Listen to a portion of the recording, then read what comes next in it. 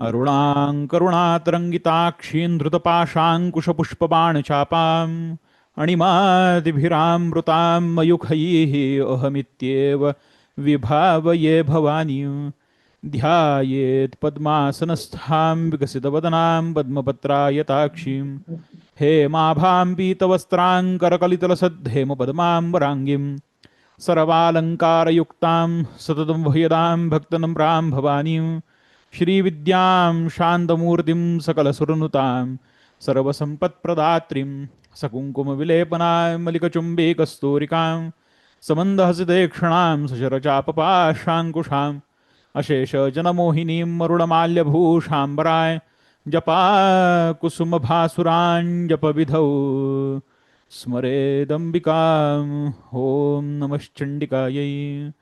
भगवतीच्या चरणी साष्टांग प्रणिपात करतो आणि आजच्या वर्गाला सुरुवात करतो. आजचा वर्ग जो काही आहे हा आपल्याला पंचांग वाचनाचा वर्ग आहे. आपल्या घरात प्रत्येकाकडे पंचांग असतं. त्या पंचांगाचे महत्व काय आहे, पंचांग कसं वाचायचं, त्याचं दैनिक जीवनामध्ये कसा उपयोग करायचा, याचा महत्व सांगणारा, हे शिकवणारा हा वर्ग आहे. बरं, या वर्गामध्ये सोप्यातल्या सोप्या पद्धतीने आपण पंचांग वापरायला शिकणार आहोत. म्हणजे पंचांगाचा वापर करायला शिकणार आहोत मुख्य म्हणजे. आणि हा जो पंचांगाचा वापर आहे हा आपल्याला आपल्या दैनिक जीवनामध्ये कशा पद्धतीने घ्यायचा आहे ते आपल्याला याच्यातनं आपण पाहायचं आहे, याच्यातनं आपण शिकणार आहोत. बरं, आता प्रथम पंचांग या शब्दाची व्याख्या आपल्याला बघितली पाहिजे. पंचांग म्हणजे काय? पंच आणि अंग हे शब्द एकत्र केल्यावर पंचांग हा शब्द तयार होतो. बरं, पंच आणि अंग हे शब्द एकत्र केल्यानंतर पंचांग हा शब्द तयार होतो. आता पंच म्हणजे काय? पाच. याची कोणती पाच प्रकारची अंग आहेत याच्यामध्ये येणारी? तर पंचांगाचं आत्ताचं पान नंबर 66 काढावं. प्रत्येक ठिकाणी ही पाच अंग असतात. म्हणजे तुमच्या समोर जे दाते पंचांग असेल 2025 आणि 2026 सालचं नवीन आलं असेल तर ते घेऊ नका बरं का. म्हणजे 2026-27 असेल तर ते घेऊ नका. 2025-26 घ्या. म्हणजे कसं होईल की मी इथे तुम्हाला जे सांगतोय ते तुम्हाला इथे शोधणं खूप सोपं होऊन जाईल. बरं, आता याच्यामध्ये पाच अंग असतात. ही कोणती कोणती अंग असतात? पहिलं अंग असतं तिथी. कोणतं अंग असतं? तिथी. ती पहिल्या याच्यामध्ये दिलेली असते बघा. दाते पंचांगाच्या पहिल्या कॉलम मध्ये हा जो पहिला कॉलम आहे इथे इथे तिथी आपल्याला सांगितलेली असते. त्याच्याच बाजूला वार सांगितलेला असतो. हे पंचांगाचं दुसरं अंग आहे. हे पंचांगाचं दुसरं अंग आहे. बरं, मला कोणीतरी विचारलं होतं की दाते पंचांगाची पीडीएफ असेल तर पाठवा. दाते पंचांग पीडीएफ देत नाही मी. माझ्याकडे 3 पानं फक्त स्कॅन केलेली आहेत तुम्हाला शिकवायला. हा, आजची मला जी लागणारी 3 पानं आहेत ती पानं फक्त स्कॅन करून तुमच्या समोर ठेवली आहेत. कारण दाते पंचांग पीडीएफ देत नाही. त्यांचं ॲप असतं. जर कोणी परदेशस्थ तुम्ही असाल, राहणारे असाल तर त्यांनी त्याचं ॲप वापरा. बरं, तर पहिल्या याच्यामध्ये इथे काय दिलेलं असतं तर इथे तिथी दिलेली असते. इथे त्याच्या समोर तिथी, तीच्या समोर वा दिलेला असतो. वा म्हणजे वार. वा म्हणजे वार. बरं, याच्या समोर क आणि मी दिलेला असतो. आपण हे याच्याकडे उद्याच्या भागामध्ये येऊयात. क मी म्हणजे काय. हा, कमीचा अर्थ असं तुम्ही आतापर्यंत एवढंच लक्षात ठेवा की ही इथे तिथी दिलेली आहे. किती तारखेची? 4 तारखेची. आजची तारीख किती आहे? तर आज 9 तारीख आहे. आज 9 जानेवारी आहे. तर 9 जानेवारीला आजची तिथी आहे सप्तमी. आजची तिथी आहे सप्तमी. त्याच्या पुढे दिलेलं आहे इथे शुक्रवार असं इथे दिलेलं आहे वारामध्ये. बरं, इथे 7 म्हणजे सप्तमी, इथे शु म्हणजे शुक्रवार, आणि इथे त्याच्या पुढे दिलेलं आहे कमीच्या पुढे दिलेलं आहे अहोरात्र. काय दिलेलं आहे? अहोरात्र. म्हणजे आज दिवसा आणि रात्री फक्त सप्तमीच होती याचा अर्थ असा होतो. याचा अर्थ असा होतो की आजच्या दिवसा आणि रात्री सुद्धा सप्तमी तिथीच असणार आहे. बरं, नक्षत्राची पहिली 2 अंग झाली तिथी आणि वार. नक्षत्राची पहिली दोन अंग झाली तिथी आणि वार. सॉरी, पंचांगाची पहिली दोन अंग झाली तिथी आणि वार. माफ करा, नक्षत्र हा शब्द चुकून गेला, कारण नक्षत्र तिसरं अंग आहे ना, ते तिसरं अंग घ्यायचं होतं. म्हटलं की असं का गडबड झाली माझ्याकडनं, बरं. माफ करा. इथे पुढे नक्षत्र जो काही आहे, हा नक्षत्र हा तिसरं अंग आहे पंचांगाचं. नक्षत्र हे तिसरं अंग आहे पंचांगाचं. नक्षत्र, नक्षत्राच्या इथे बघा, आजची तारीख आहे 9. आजची तारीख आहे 9. 9 तारखेला आज आपल्याला नक्षत्र जे काही आहे हे उत्तरा असं मिळतं. उत्तरा असं मिळतं. आत्ता फक्त एवढं लक्षात ठेवा, उत्तरा मिळतं. आता हे नेमकं उत्तरा कोणतं आहे? उत्तरा षाढा आहे, उत्तरा फाल्गुनी आहे, हे आपल्याला अ व क हाडा चक्र शिकल्यानंतर आपल्याला ते लक्षात येईल. उद्याच्या आणि परवाच्या भागामध्ये आपण ते शिकणार आहोत. उद्याच्या आणि परवाच्या भागामध्ये आपण अ व क हडा चक्र शिकणार आहोत. ते कसं वाचायचं, काय त्याचा उपयोग असतो, कशा पद्धतीने त्याच्यातनं माहिती घ्यायची असते, कशा पद्धतीने राहूचे काळ पाहायचे असतात, हे आपण सगळं सगळं सगळं इन डिटेल शिकणार आहोत. एक पंचांग तुम्ही घेतल्यानंतर तुम्हाला तुमच्या घरच्या पूजेचा मुहूर्त हा आपल्याला घरच्या घरीच बघता आला पाहिजे, हा त्याच्या पाठीमागचा उद्देश आहे. छोट्या छोट्या बाबतीमध्ये पण सुद्धा आपण सहजपणे पंचांगाचा वापर करून अगदी दैनिक जीवनामध्ये सगळ्या गोष्टी सविस्तरपणे पाहू शकतो. बरं, आता बघा, इथे आजचं इथे नक्षत्र दिसतंय उत्तरा. इथे नक्षत्र दिसतंय उत्तरा. या उत्तराच्या समोर दोन आकडे दिसतात. इथे उत्तराच्या समोर दोन आकडे दिसतात. त्या आकड्यांमध्ये असं दिलेलं आहे बघा की 13/41. 13 आणि 41 असे दोन आकडे दिसतात. 13 म्हणजे काय? आपण रेल्वेच्या घड्याळाप्रमाणे जाऊयात. 13 म्हणजे दुपारचा 1. दुपारचा 1. आणि त्याच्या पुढचा जो 41 हा जो आकडा आहे तो 41 मिनिटे. हे 1:41 दुपारची. इथपर्यंत कोणतं होतं नक्षत्र? उत्तरा नक्षत्र होतं. 1:41 कोणतं नक्षत्र सुरू झालं? हस्त नक्षत्र सुरू झालं. कोणतं नक्षत्र सुरू झालं? हस्त नक्षत्र सुरू झालं.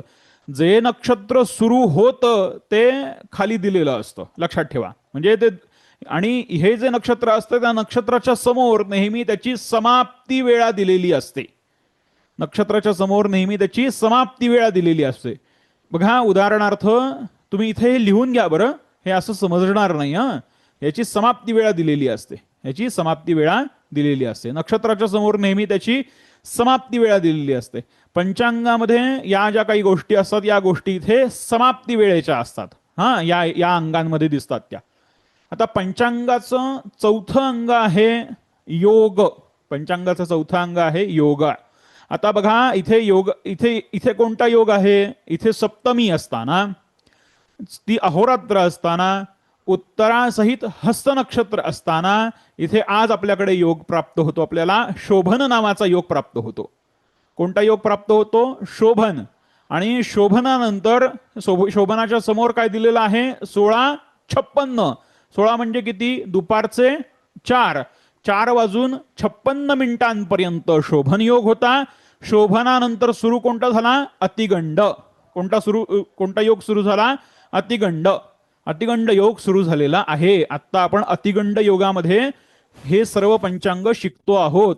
अतिगंड योगामध्ये पंचांग शिकतो आहोत. त्याच्या पुढे काय आहे बघा, विष्टी हे दिलेलं आहे. आणि विष्टी कधीपर्यंत आहे? तर विष्टी रात्री 7:40 आहे. विष्टी ही दिवसभर होती. आज विष्टीकरण होतं. पंचांगाचं 5वं अंग आहे करण. पंचांगाचं 5वं अंग आहे करण. करणाचे 2 भाग असतात, एक दिवाकरण आणि एक रात्रौकरण. बरं, दिवाकरण आणि रात्रौकरण. दिवाकरणाच्या समोर त्याची वेळ बघायची. समजा आपण दिवसा एखादी गोष्ट बघत असू तर ते दिवाकरणामध्ये बघायचं की किती वाजेपर्यंत हे उपस्थित आहे, आणि मग रात्रौकरणामध्ये हे किती वाजेपर्यंत उपस्थित आहे, हे दोन्ही बघून मग त्याचा निर्णय घ्यायचा असतो की ती तिथे योग्य आहे किंवा अयोग्य आहे. ही तिथी योग्य आहे किंवा अयोग्य आहे. हे कधी निर्णय घेणार आपण दिवाकरण आणि रात्रौकरण हे बघू त्यावेळेला, त्याचा योग बघू त्यावेळेला. आत्ता सप्तमी चालू आहे, शुक्रवार आहे.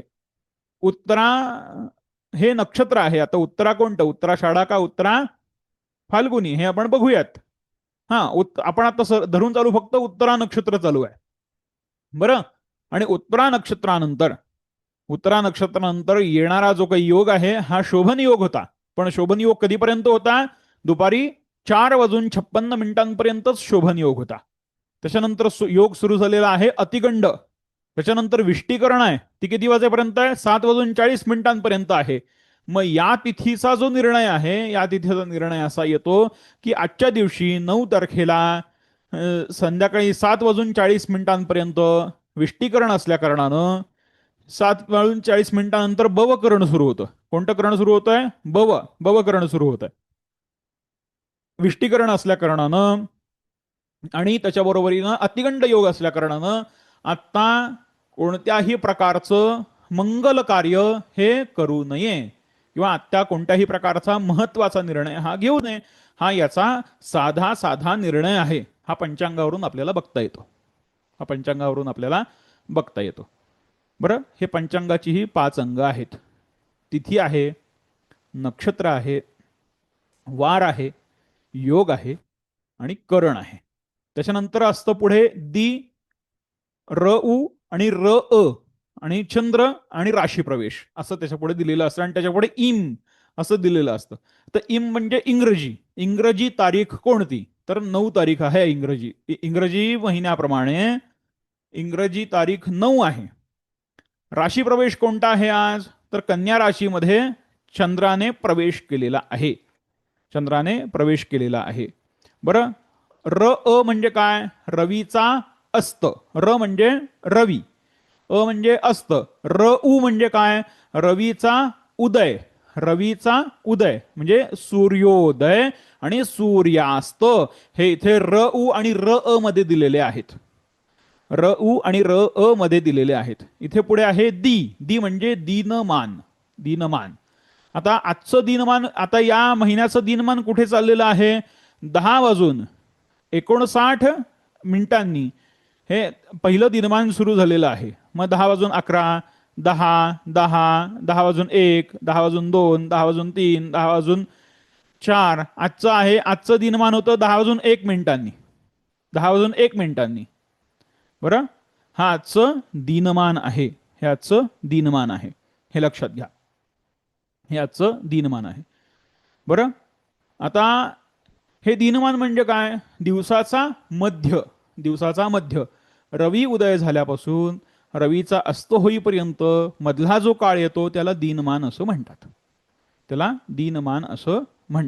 आजचं दिनमान हे जे काही आहे हे 10:59 म्हणजे ते कमी कमी होत 11 असं करत जे काही आहे ते आजचं ते इथे आलेलं आहे.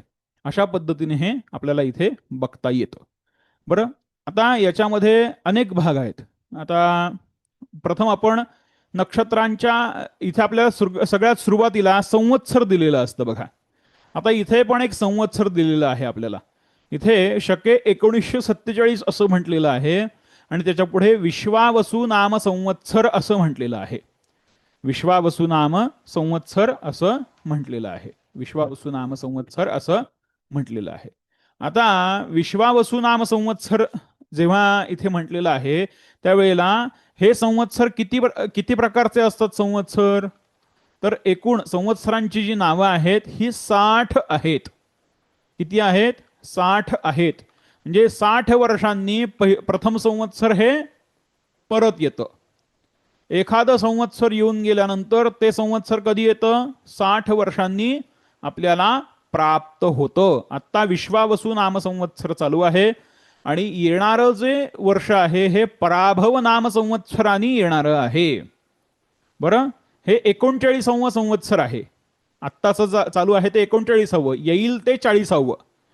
बरं, संवत्सर चालू झाल्यापासून म्हणजे आत्ता आपण ज्यांच्या ज्यांचं वय आता 40 वर्षाचं आहे ते प्रभव नावाच्या संवत्सरामध्ये किंवा 39 वर्ष आहे ते प्रभव नावाच्या संवत्सरामध्ये जन्माला आलेले आहेत असा त्याचा अर्थ होतो.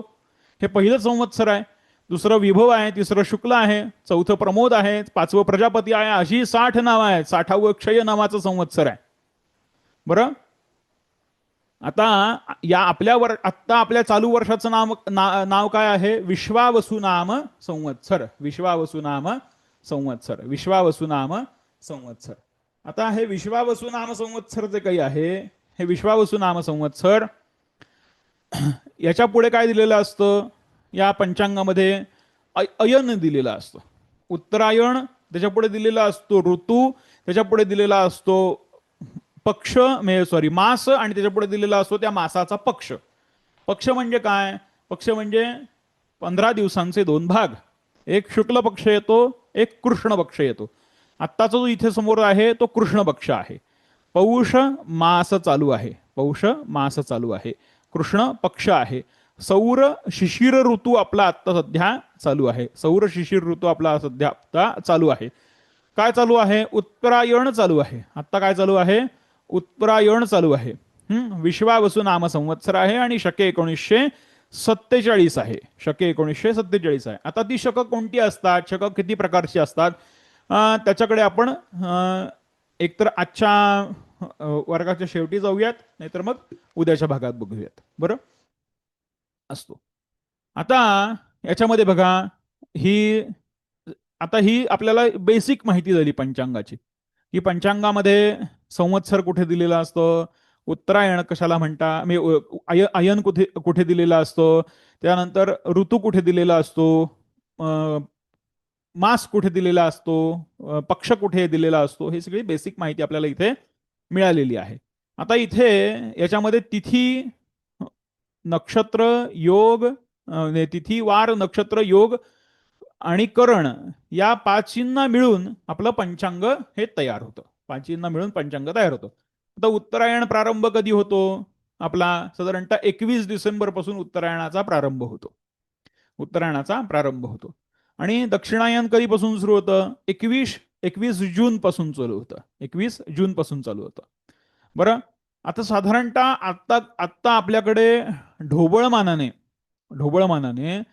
आत्ता आपल्याकडे जे काही ऋतू उपलब्ध आहेत किंवा आपल्याकडे आता ज्या पद्धतीचं हे आहे, तर ते साधारणतः आत्ता ढोबळमानाने कारण काय होतं की दर 2000 वर्षांनंतर ऋतू अलीकडे सरकत जातात. ऋतू अलीकडे सरकतात.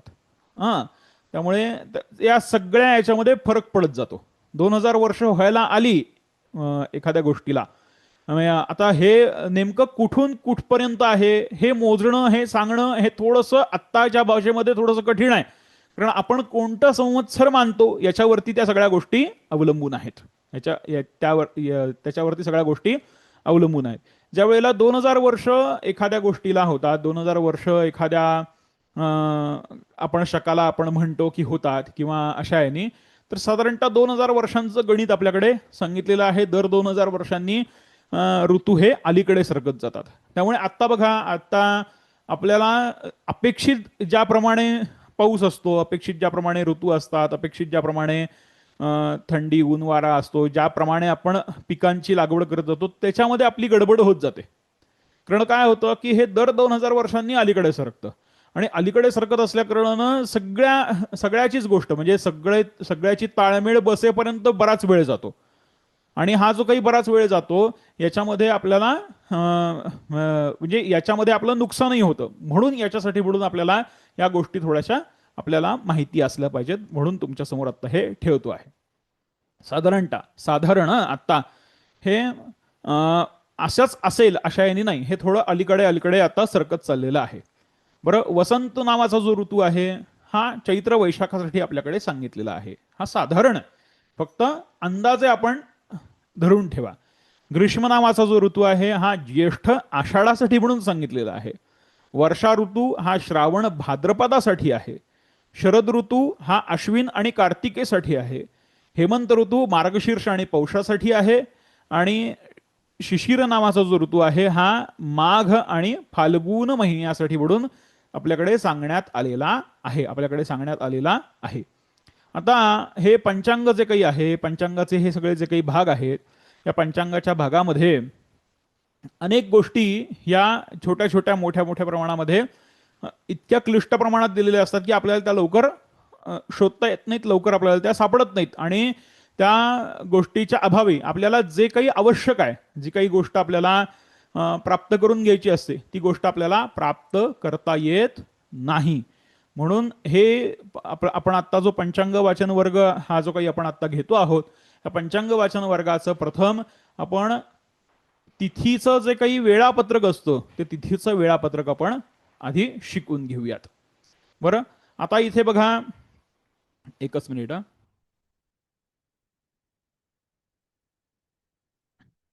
आता तिथीच्या वेळापत्रकामध्ये कुठे कुठे काय काय बघायचं ते आपण प्रथम बघून घेऊयात. इथे इथे क मी असं दिलेलं आहे बघा, इथे पण क मी दिलेलं आहे, इथे क मी दिलेलं आहे, दिवाकरणाच्या इथे पण कमी दिलेलं आहे, आणि रात्रवकरणाच्या इथे पण कमी दिलेलं आहे. आपण इथपर्यंत या याच्यातलं कमी हे कशा पद्धतीने बघायचं हे आपण आता शिकूयात. आता बघा इथे 4 तारखेचं आपण उदाहरण घेऊयात थोडक्यात. 4 तारखेचं उदाहरण घेऊयात. या 4 तारखेच्या उदाहरणामध्ये त्या दिवशी तिथी कोणती आहे? प्रतिपदा. कोणती तिथी आहे? प्रतिपदा. वार कोणता आहे? रविवार. कोणता वार आहे? रविवार. हे कधी किती वाजून किती मिनिटांनी संपलेलं आहे? तर 12 वाजून 30 मिनिटांनी प्रतिपदा आपली पूर्ण झालेली आहे, आणि त्याच्यानंतर द्वितीया तिथी इथे सुरू झालेली आहे. 12 वाजून 30 मिनिटांनी द्वितीया तिथी सुरू झालेली आहे. द्वितीया तिथी सुरू झालेली आहे. बरं, आता याच्यामध्ये हे 12 वाजून 30 म्हणजे दुपारचे 12 वाजून 30. दुपारचे 12 वाजून 30. बरं, हे रेल्वेच्या वेळापत्रकाप्रमाणेच जातं. हे सकाळचे 6 म्हणजे सकाळचे 6, सकाळचे 7 म्हणजे सकाळचे 7च, सकाळचे 8 म्हणजे सकाळचे 8च, सकाळचे 9 म्हणजे सकाळचे 9च, सकाळचे 10 म्हणजे सकाळचे 11च. अशा पद्धतीने हे जे काही रेल्वेचं वेळापत्रक आहे, हे रेल्वेचं वेळापत्रक रात्रीच्या 12 वाजेपर्यंत, म्हणजे जसं सकाळी 6, 7, 8, 9, 10, 11, 12, 13, 14, 15, 16, 17, 24 पर्यंत हे तसंच चालतं. 24 पर्यंत तसंच चालतं. बरं, 24 वाजून इतके इतके मिनिटं असं तिथे म्हटलं जातं. आता बघा, इथे तुम्हाला इथे समोर उदाहरण म्हणून बघायला, इथे किती तारखेचा आहे? हा 13 तारखेचा आहे. 13 तारखेचं नक्षत्र प्रमाण बघा. इथे नक्षत्र प्रमाणामध्ये 24 वाजून 7 मिनिटं असं दिलेलं आहे, म्हणजे रात्रीचे 12 वाजून 7 मिनिटांपर्यंत 13 तारखेला विशाखा नावाचं नक्षत्र आहे. विशाखा नावाचं नक्षत्र आहे. पण आता याच्याच पुढे इथे आपल्याला बघा, इथे किती तारखेला? तर 15 तारखेला. 15 तारखेला काय दिलेलं आहे बघा? 15 तारखेला ज्येष्ठ नक्षत्र दिलेलं आहे.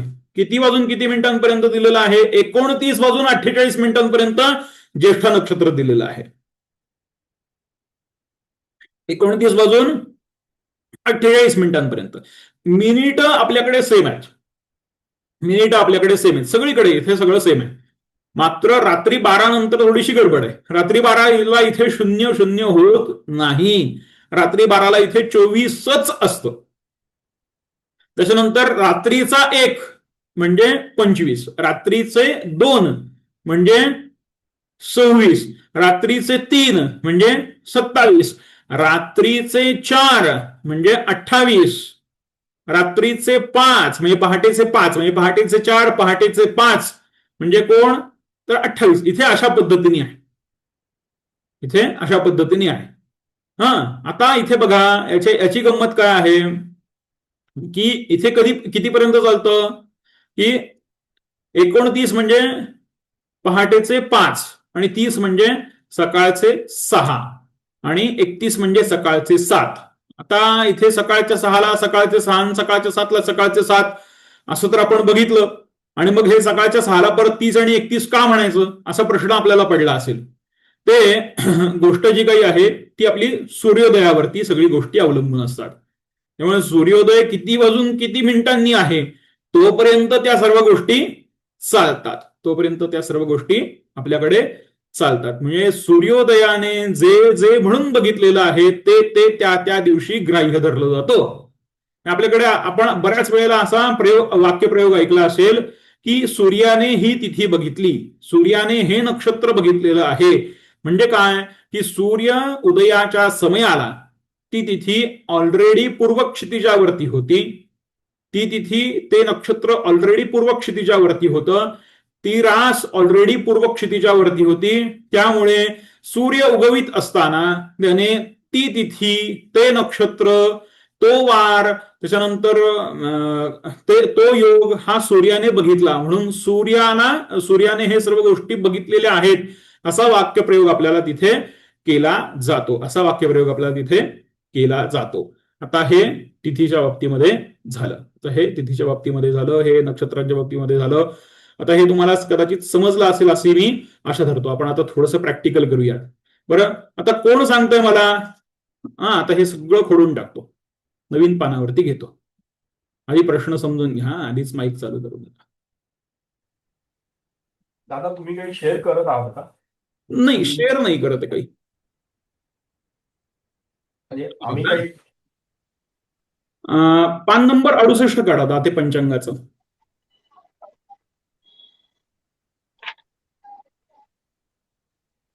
दादा एक मी मी चुकून लेटेस्ट घेऊन आलोय, म्हणजे 26-27चा मला त्यांनी तर मला तुम्ही फक्त पान एकदा दाखवता का कॅमेरावर की कसं आहे? हो, मी इथे शेअर केलेलं आहे ना, इथे तुम्हाला दिसत नाहीये का? हे नाही, कुठे शेअर केलं? एक पीडीएफ शेअर केलेली आहे, म्हणजे आता इथे ऑलरेडी स्क्रीन चालू आहे माझी. हो बरोबर. ओके. हा तुम्हाला दिसत नसेल तर एकदा लेफ्ट होऊन परत जॉईन व्हा. असं नाही ठीक आहे, मी वेगळं बघत होतो. ओके. धन्यवाद. दिसतेय का आता? हो हो दिसते. हा, आता मला सांगा. त्यांचं पंचांग 26-27 आहे असं बोलताय? हा, असं म्हणाले ते. बरोबर 26-27 ते पंचांग आता वापरतात, लेटेस्ट पंचांग त्यांच्याकडे आहे आता. आणि आपण आता बघतो आहोत ते 25-26च्या पंचांगामध्ये बघतो आहोत. बरं, इथे थोडंसं मला आत्ताचं जे लेटेस्ट पंचांग जे आहे ते पण माझ्यासमोर द्या दादांसाठी, म्हणून त्यांना त्याच्यातला गृहपाठ देतो आणि तुम्हाला आत्ताच्या याच्यातला हे देतो. आता मला सांगा, आता 20 तारखेला सगळ्यांनी आधी पहिलं तुमच्या इथे सगळं ते काढून घ्या आणि मग मला त्याची उत्तरं द्या. 20 तारखेला तिथी कोणती येत आहे असा पहिला प्रश्न घ्या. 20 तारखेला तिथी कोणती येत आहे? 20 तारखेला थांबा, लगेच उत्तर देऊ नका, आधी पूर्ण प्रश्न ऐकून घ्या. 20 तारखेला तिथी कोणती येते आहे?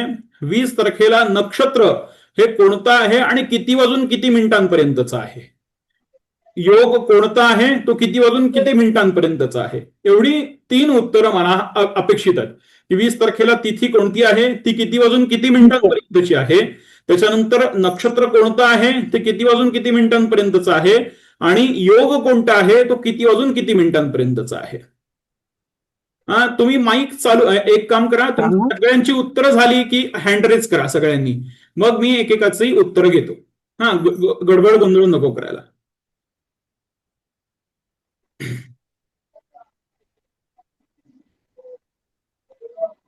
गुरुजी माझ्याकडे ना गेल्या वर्षीचं पंचांग आहे, ह्या वर्षीचं मला सापडलंच नाहीये. तुमच्याच ह्याच्यावरती दाखवा ना, ह्याच्यावरती चेक करता येईल म्हणजे मग. हो बघा, इथे आता ही स्क्रीन तुमच्या समोर आहे, तुम्ही ती झूम करू शकता स्क्रीन. पण त्याच्यामध्ये तारीख 20 पर्यंत नाही येत आहे. तारीख आहे ना 19 पासून येते दिसते ना तारीख. 19 पासून 1 फेब्रुवारी पर्यंत, 19 जानेवारी पासून 1 फेब्रुवारी पर्यंतच्या तारखा इथे उपस्थित आहेत. 14-17 दिसतीये. मंगळवारी दादाने जे शेअर केलंय ना ते दुसऱ्या टॅबवर आहे, त्या टॅबवर जा, इथे त्यांनी शेअर केलंय, तो जे मार्करने करतोय ना ते दिसतंय, ते मला आता कळलं, त्यामुळे मी जरा आधीच हे बघा इथे समोर आता हे दिलेली आहे. मी आता एक काम करतो, माझा कदाचित मी स्वतःला पिन झालेलो असेल, त्यामुळे मी अनपिन करतो. दिसतो सर आम्हाला सगळ्यांना. ओके, आता मी एकेकाला विचारतो. सर मंगळवारी एकच मिनिट थांबा दादा. बोला दादा, बोला. मंगळवारी द्वितीया तिथी आहे, वार मंगळवार आहे, तिथी 26:43 आहे. हा म्हणजे 26 म्हणजे किती? 26 म्हणजे रात्रीचे 2, हा 2 वाजून किती मिनिटांनी? 43 मिनिटं. बरोबर. हा श्रवण नक्षत्र आहे बरोबर 13:07 म्हणजे दुपारचे 1:07 बरोबर. सिद्धी योग आहे सर हा 20:01 20 म्हणजे रात्रीचे 10:01 नाही नाही, रात्रीचे 10 नाही होत. नाही 8 हा. वाजून 1 हा. मिनिट 8 वाजून हा आणि आता याच्यामध्ये आता मला तुम्हीच उत्तर द्या की श्रवण नक्षत्र पूर्ण झाल्यानंतर त्या दिवशी दुसरं कोणतं नक्षत्र लागतं मग? धनिष्ठा नक्षत्र धनिष्ठ. किती वाजून किती मिनिटांनी लागतं धनिष्ठ नक्षत्र? 13:07 हा ते 1:07 दुपारी 1:07 धनिष्ठ नक्षत्र लागतंय. हो ते सर 1:58 हा, मिनिटापर्यंत. बरोबर बरोबर तुमचं बरोबर आलंय उत्तरात. हा आता साक्षी दिघे तुम्ही हे करा, माईक ओपन करा तुमचा आणि बोला. तुमचा आवाज माझ्यापर्यंत पोहोचत नाही. हॅलो. हा बोला. नमस्कार गुरुजी. नमस्कार. अ, अ, जी द्वितीया तिथी आहे ती मंगळवारी येते आणि ती रात्री 2:43 आहे बरोबर आणि त्याच्यानंतर तृतीया तिथी सुरू होते 2:48 बरोबर. आणि श्रवण नक्षत्र जे किती आहे वाजून ते किती दुपारी मिनिटांनी सुरू होते म्हणाले तुम्ही? सॉरी 2:43 ती सुरू होते तृतीया तिथी. ती बरोबर. 2:48 संपते दुसऱ्या दिवशी. हा ते आणि नको मला, दुसऱ्या दिवशीच नको. हा या दिवशीच फक्त हवंय. त्यानंतर श्रवण नक्षत्र सुरू होतं ते बरं. 1:07 आहे आणि नंतर धनिष्ठा सुरू होतं. योग योग 8:01 आहे सिद्धी योग आणि त्यानंतर व्यतिपात योग सुरू होऊन जातो. व्यतिपात योग सुरू होऊन जातो. हा बरोबर. छान उत्तम. आता कौस्तुभ देशपांडे दादा तुमच्यासाठी प्रश्न आहे. आता ही तुम्ही आता 20 तारखेचं सांगू नका, तुम्ही आता 23 तारखेचं सांगा दादा. 23 तारखेचा ना? हो. हा ते हे सेम प्रश्न आहे हा, फक्त 23 तारखेचा सांगा. बर 23 तारखेला पंचमी तिथी आहे. बरं वार शुक्रवार आहे बरं आणि पंचमी तिथी 25:47 म्हणजे 1:47 आहे बरं रात्रीच्या. बरं आणि पूर्व भाद्रपदा नक्षत्र आहे ते दुपारी 2:33 आहे. बरोबर त्याच्यानंतर उत्तर भाद्रपदा सुरू होतं नक्षत्र. बरोबर योग आहे परीघ योग येतो तो बरं. दुपारी 3:59 म्हणजे जवळजवळ 4 वाजेपर्यंत आहे. बरं त्याच्यानंतर शिवयोग सुरू होतो. बरोबर. उत्तम, खूपच सुंदर. त्यानंतर आता चंदाताई नमस्कार, आपला माईक ऑन करा. गुरुजी, इथे ना आता त्यांनी सांगितलं ना परीघ योग सुरू होतो हा 3:59 आणि त्याच्या पुढे शिवयोग सुरू होतो नाही, 14:02. नाही नाही, शिवयोग सुरू होत नाही, ती समाप्तीची तारीख आहे, समाप्तीची वेळ आहे. हे लक्षात ठेवा. इथे क मी जे दिलेलं आहे ना हे सर्व समाप्तीचं आहे. हा हा हा आता हा जो काही शिवयोग समापन जो काही होतोय तो 24 तारखेला शनिवारच्या दिवशी हा शिवयोग इथे समापन होतोय दुपारी 2:02 आणि पण शिवयोग सुरूच होतोय 15:59 म्हणजे 4 वाजण्याच्या सुमारास इथे आपल्याला शिवयोग सुरू होतोय. त्यांनी बरोबर सांगितलं. तो दुसऱ्या दिवशी सुरू होतोय. हा चंदाताई नमस्कार, आपला माईक ऑन करा. नमस्कार सर. हा नमस्कार. आता तुम्ही मला एक काम करा, आता मी सांगतो वेगळंच थोडंसं सांगा. हा हे नको आता आपण मागच्या पानावरती जाऊयात, म्हणजे पान नंबर 66 वरती जाऊया. इथे यावर आता संक्रांत आहे आपली. आता संक्रांत किती तारखेला आहे? 14 तारखेला संक्रांत आहे. त्या दिवशीच षटतिला एकादशी आहे आपली. हा आता त्या दिवशीचं मला सगळं सांगा. म्हणजे 14 तारखेचं का? हा 14 तारखेचं मला सांगा. 14 तारखेला कोणती तिथी आहे? मी आता एकादशी तुम्हाला सांगितली, ती किती वाजून किती मिनिटांपर्यंत आहे ते मला प्रथम सांगा. त्याच्यानंतर नक्षत्र सांगा, त्याच्यानंतर योग सांगा. 12 नंतर जे आकडे येतात त्याच्यात -2 करायचे म्हणजे इथे 5 वाजता 5:53 संपते बुधवार ची एकादशी संपते. अनुराधा नक्षत्र 27 म्हणजे 24, 25, 26, 27 रात्री 3 वाजून 4 वाजता अनुराधा नक्षत्र संपून ज्येष्ठ लागतं. आणि त्यानंतर गंड योग 19:56 तर 19 मधून -2 केले की 17 म्हणजे 7:56 नंतर बालयोग 17:53 आणि पुढचा वृद्धी योग सुरू होतो गंडनंतर. आणि वाल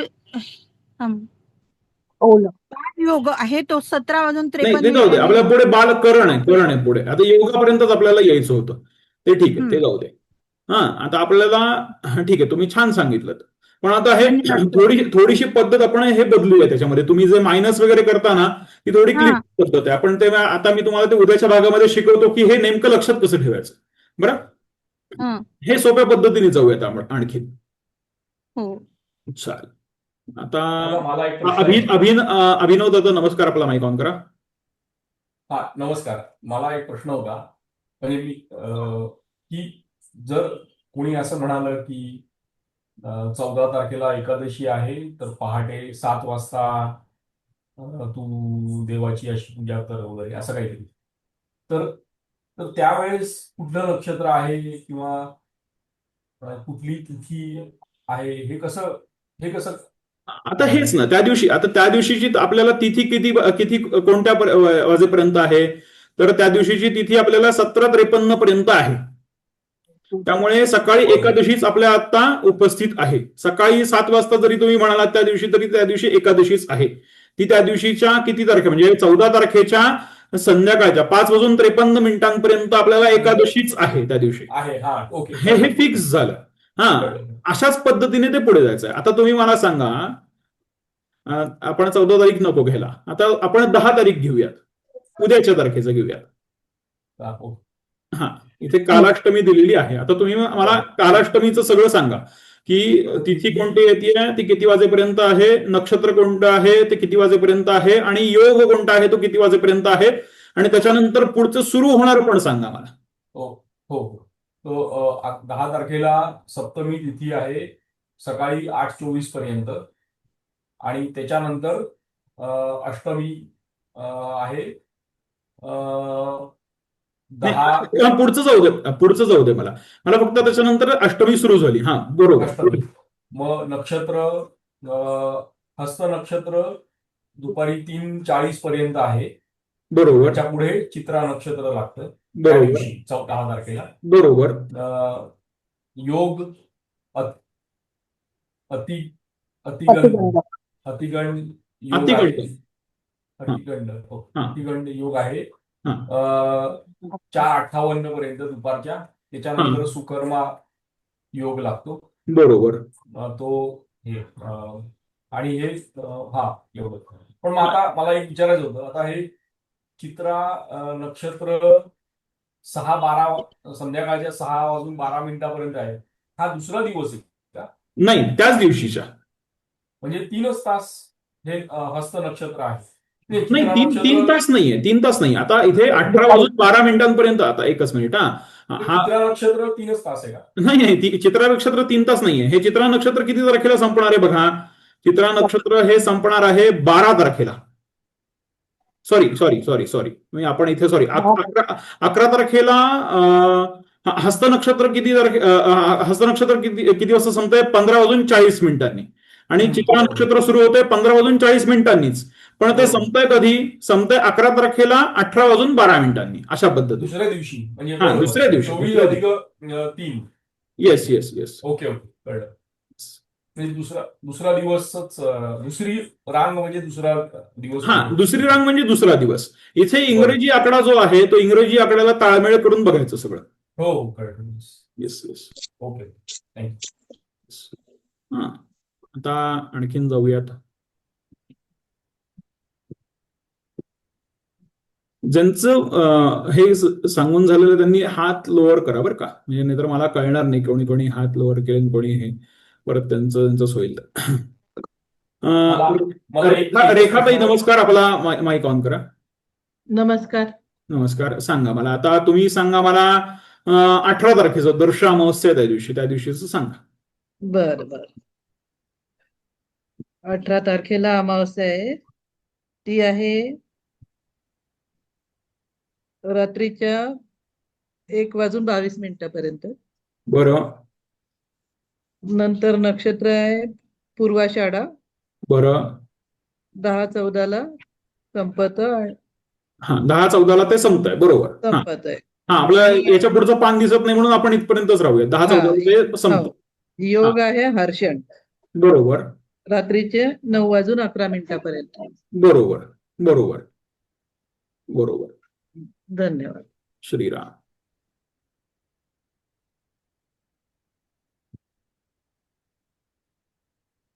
अरुंधतीताई नमस्कार. आपला माईक ऑन करा.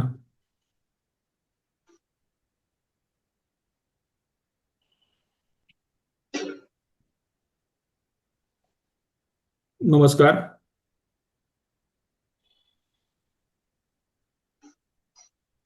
तुमचा आवाज नाही येत माझ्यापर्यंत.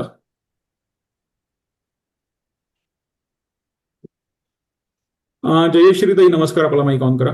जयश्री पुराणिक.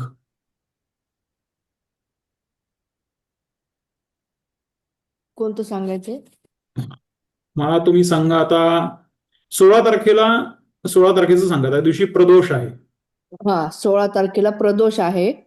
हा, द्वादशी त्रयोदशी आहे. बरं शुक्रवार येतो त्या दिवशी. बरोबर आणि 12 2 10:22 प्रदोष तिथी आहे. बरोबर मूळ नक्षत्र आहे. बरोबर. आणि ते अहोरात्र आहे म्हणजे हा अहोरात्र म्हणजे ते दिवस आणि रात्र दोन्ही वेळेला तेच आहे. अच्छा दिवस रात्र तेच आहे. हा आणि योग आहे ध्रुव योग आहे. हा ध्रुव योग आहे. 9:06 रात्रीच्या दुपारच्या नाही सॉरी रात्रीच्या 9:06 बरोबर रात्रीच्या 9:06 आहे. बरोबर आहे. आणि त्याच्यानंतर व्याघात योग येतो. व्याघात योग सुरू होतो. हो. बरोबर बरोबर. छान म्हणाल. धन्यवाद. गुरुजी एक क्षमा करा मध्ये बोलते. हो बोला. ते इंग्रजी तारीख कशी त्याच्यावरनं मराठी तारीख येते म्हणजे मला इथून दिसत नाही की तुम्ही हा ओके ओके. आता बघा या सगळ्या याच्यामध्ये इथे सगळ्यात शेवटचा कॉलम जो काही दिसतोय इथे पंचांगाच्या पानामध्ये दिसतोय का तुम्हाला सगळ्यात शेवटचा कॉलम?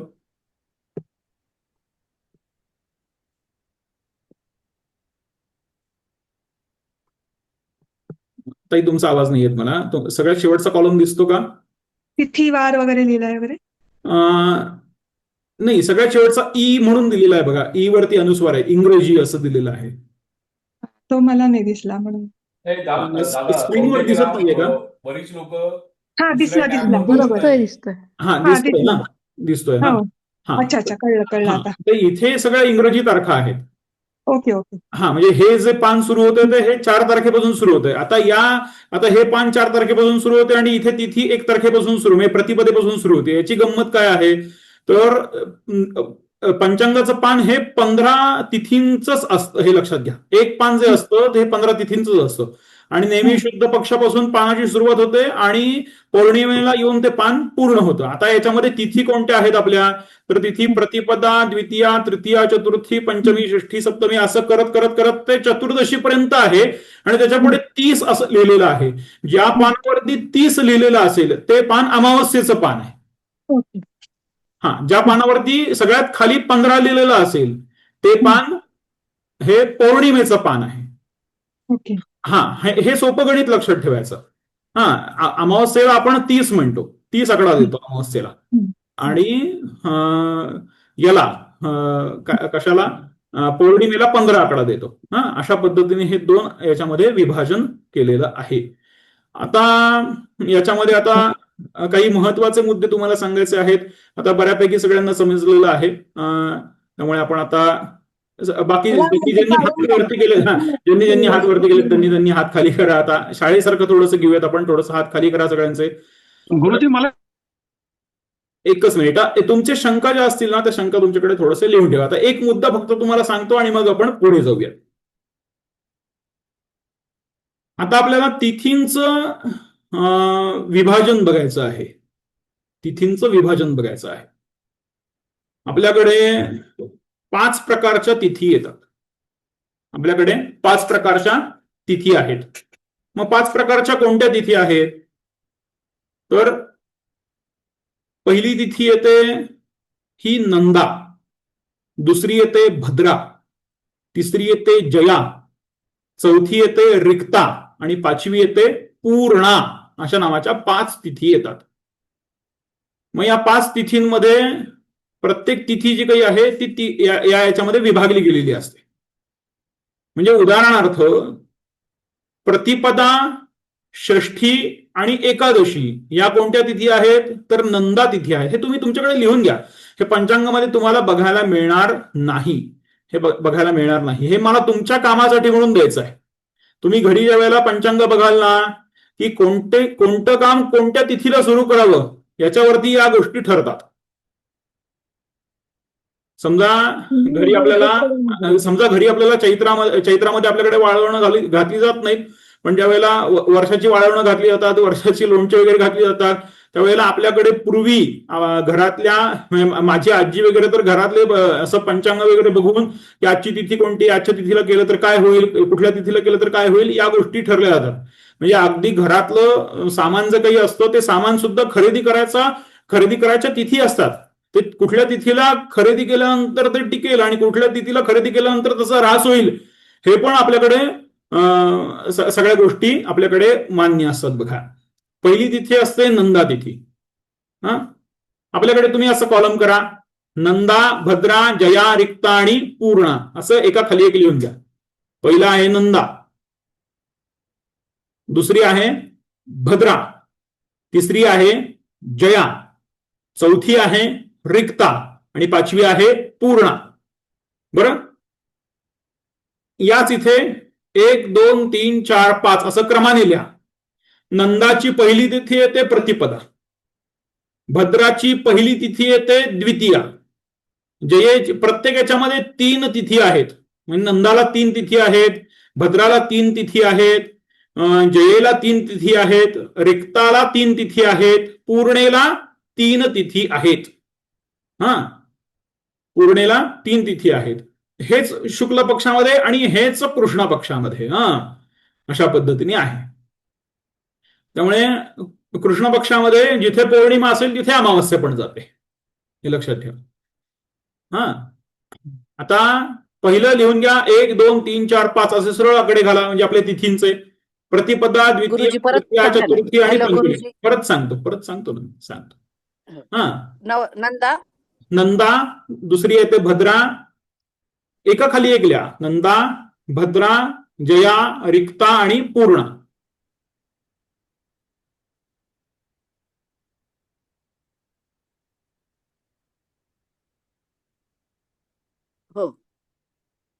नंदेच्या समोर एक आकडा लिहा. नंदा तिथीच्या समोर 1 आकडा, भद्रा तिथीच्या समोर 2 आकडा, जया तिथीच्या समोर 3 आकडा, रिक्ता तिथीच्या समोर 4 आकडा आणि पूर्ण तिथीच्या समोर 5 आकडा.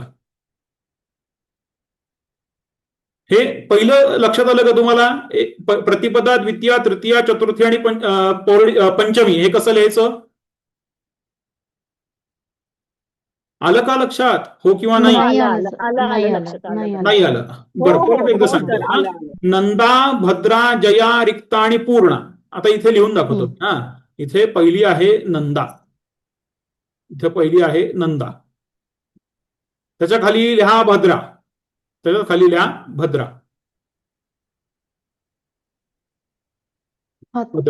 त्याच्याच खाली जया, रिक्ता आणि पूर्णा असं लिहा. आता याच्याच समोर प्रतिपदा, द्वितीय. आता याच्याच समोर 1, 2, 3, 4, 5 असे आकडे घ्याला. म्हणजे नंदा तिथी जी येते, नंदा तिथीची पहिली तिथी ही प्रतिपदा आहे. भद्रा तिथी जी आहे त्याची पहिली तिथी ही द्वितीय आहे. प्रत्येक तिथीला म्हणजे या 5 प्रकारच्या ज्या तिथी आहेत त्यांच्यामध्ये 3 तिथी विभागून गेलेल्या आहेत. 3 तिथी विभागून गेलेल्या आहेत. नंदा प्रतिपदा ही कोणती तिथी आहे? नंदा तिथी आहे. द्वितीया ही कोणती तिथी आहे? ही भद्रा तिथी आहे. तृतीया ही कोणती तिथी आहे? जया तिथी आहे. रिक्ता ही कोणती तिथी आहे? चतुर्थी ही कोणती तिथी आहे? रिक्ता आहे. आणि पंचमी ही कोणती तिथी आहे? पूर्णा तिथी आहे. आलं का लक्षात? आता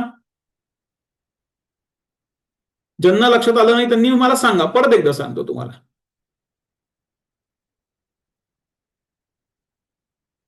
आलं का लक्षात? हो नाही? याच्या समोर जिथे एक आकडा आहे त्याच्या समोर 6, 2 आकड्याच्या समोर 7, असं करत 6 ते 10 पर्यंत लिहा. आणि त्याच्यात समोर 11 ते 15 पर्यंत लिहा. 6च्या समोर 11 ते 15 पर्यंत लिहा. म्हणजे आपल्या प्रत्येक तिथी या आपल्याकडे समोर येऊन गेल्या.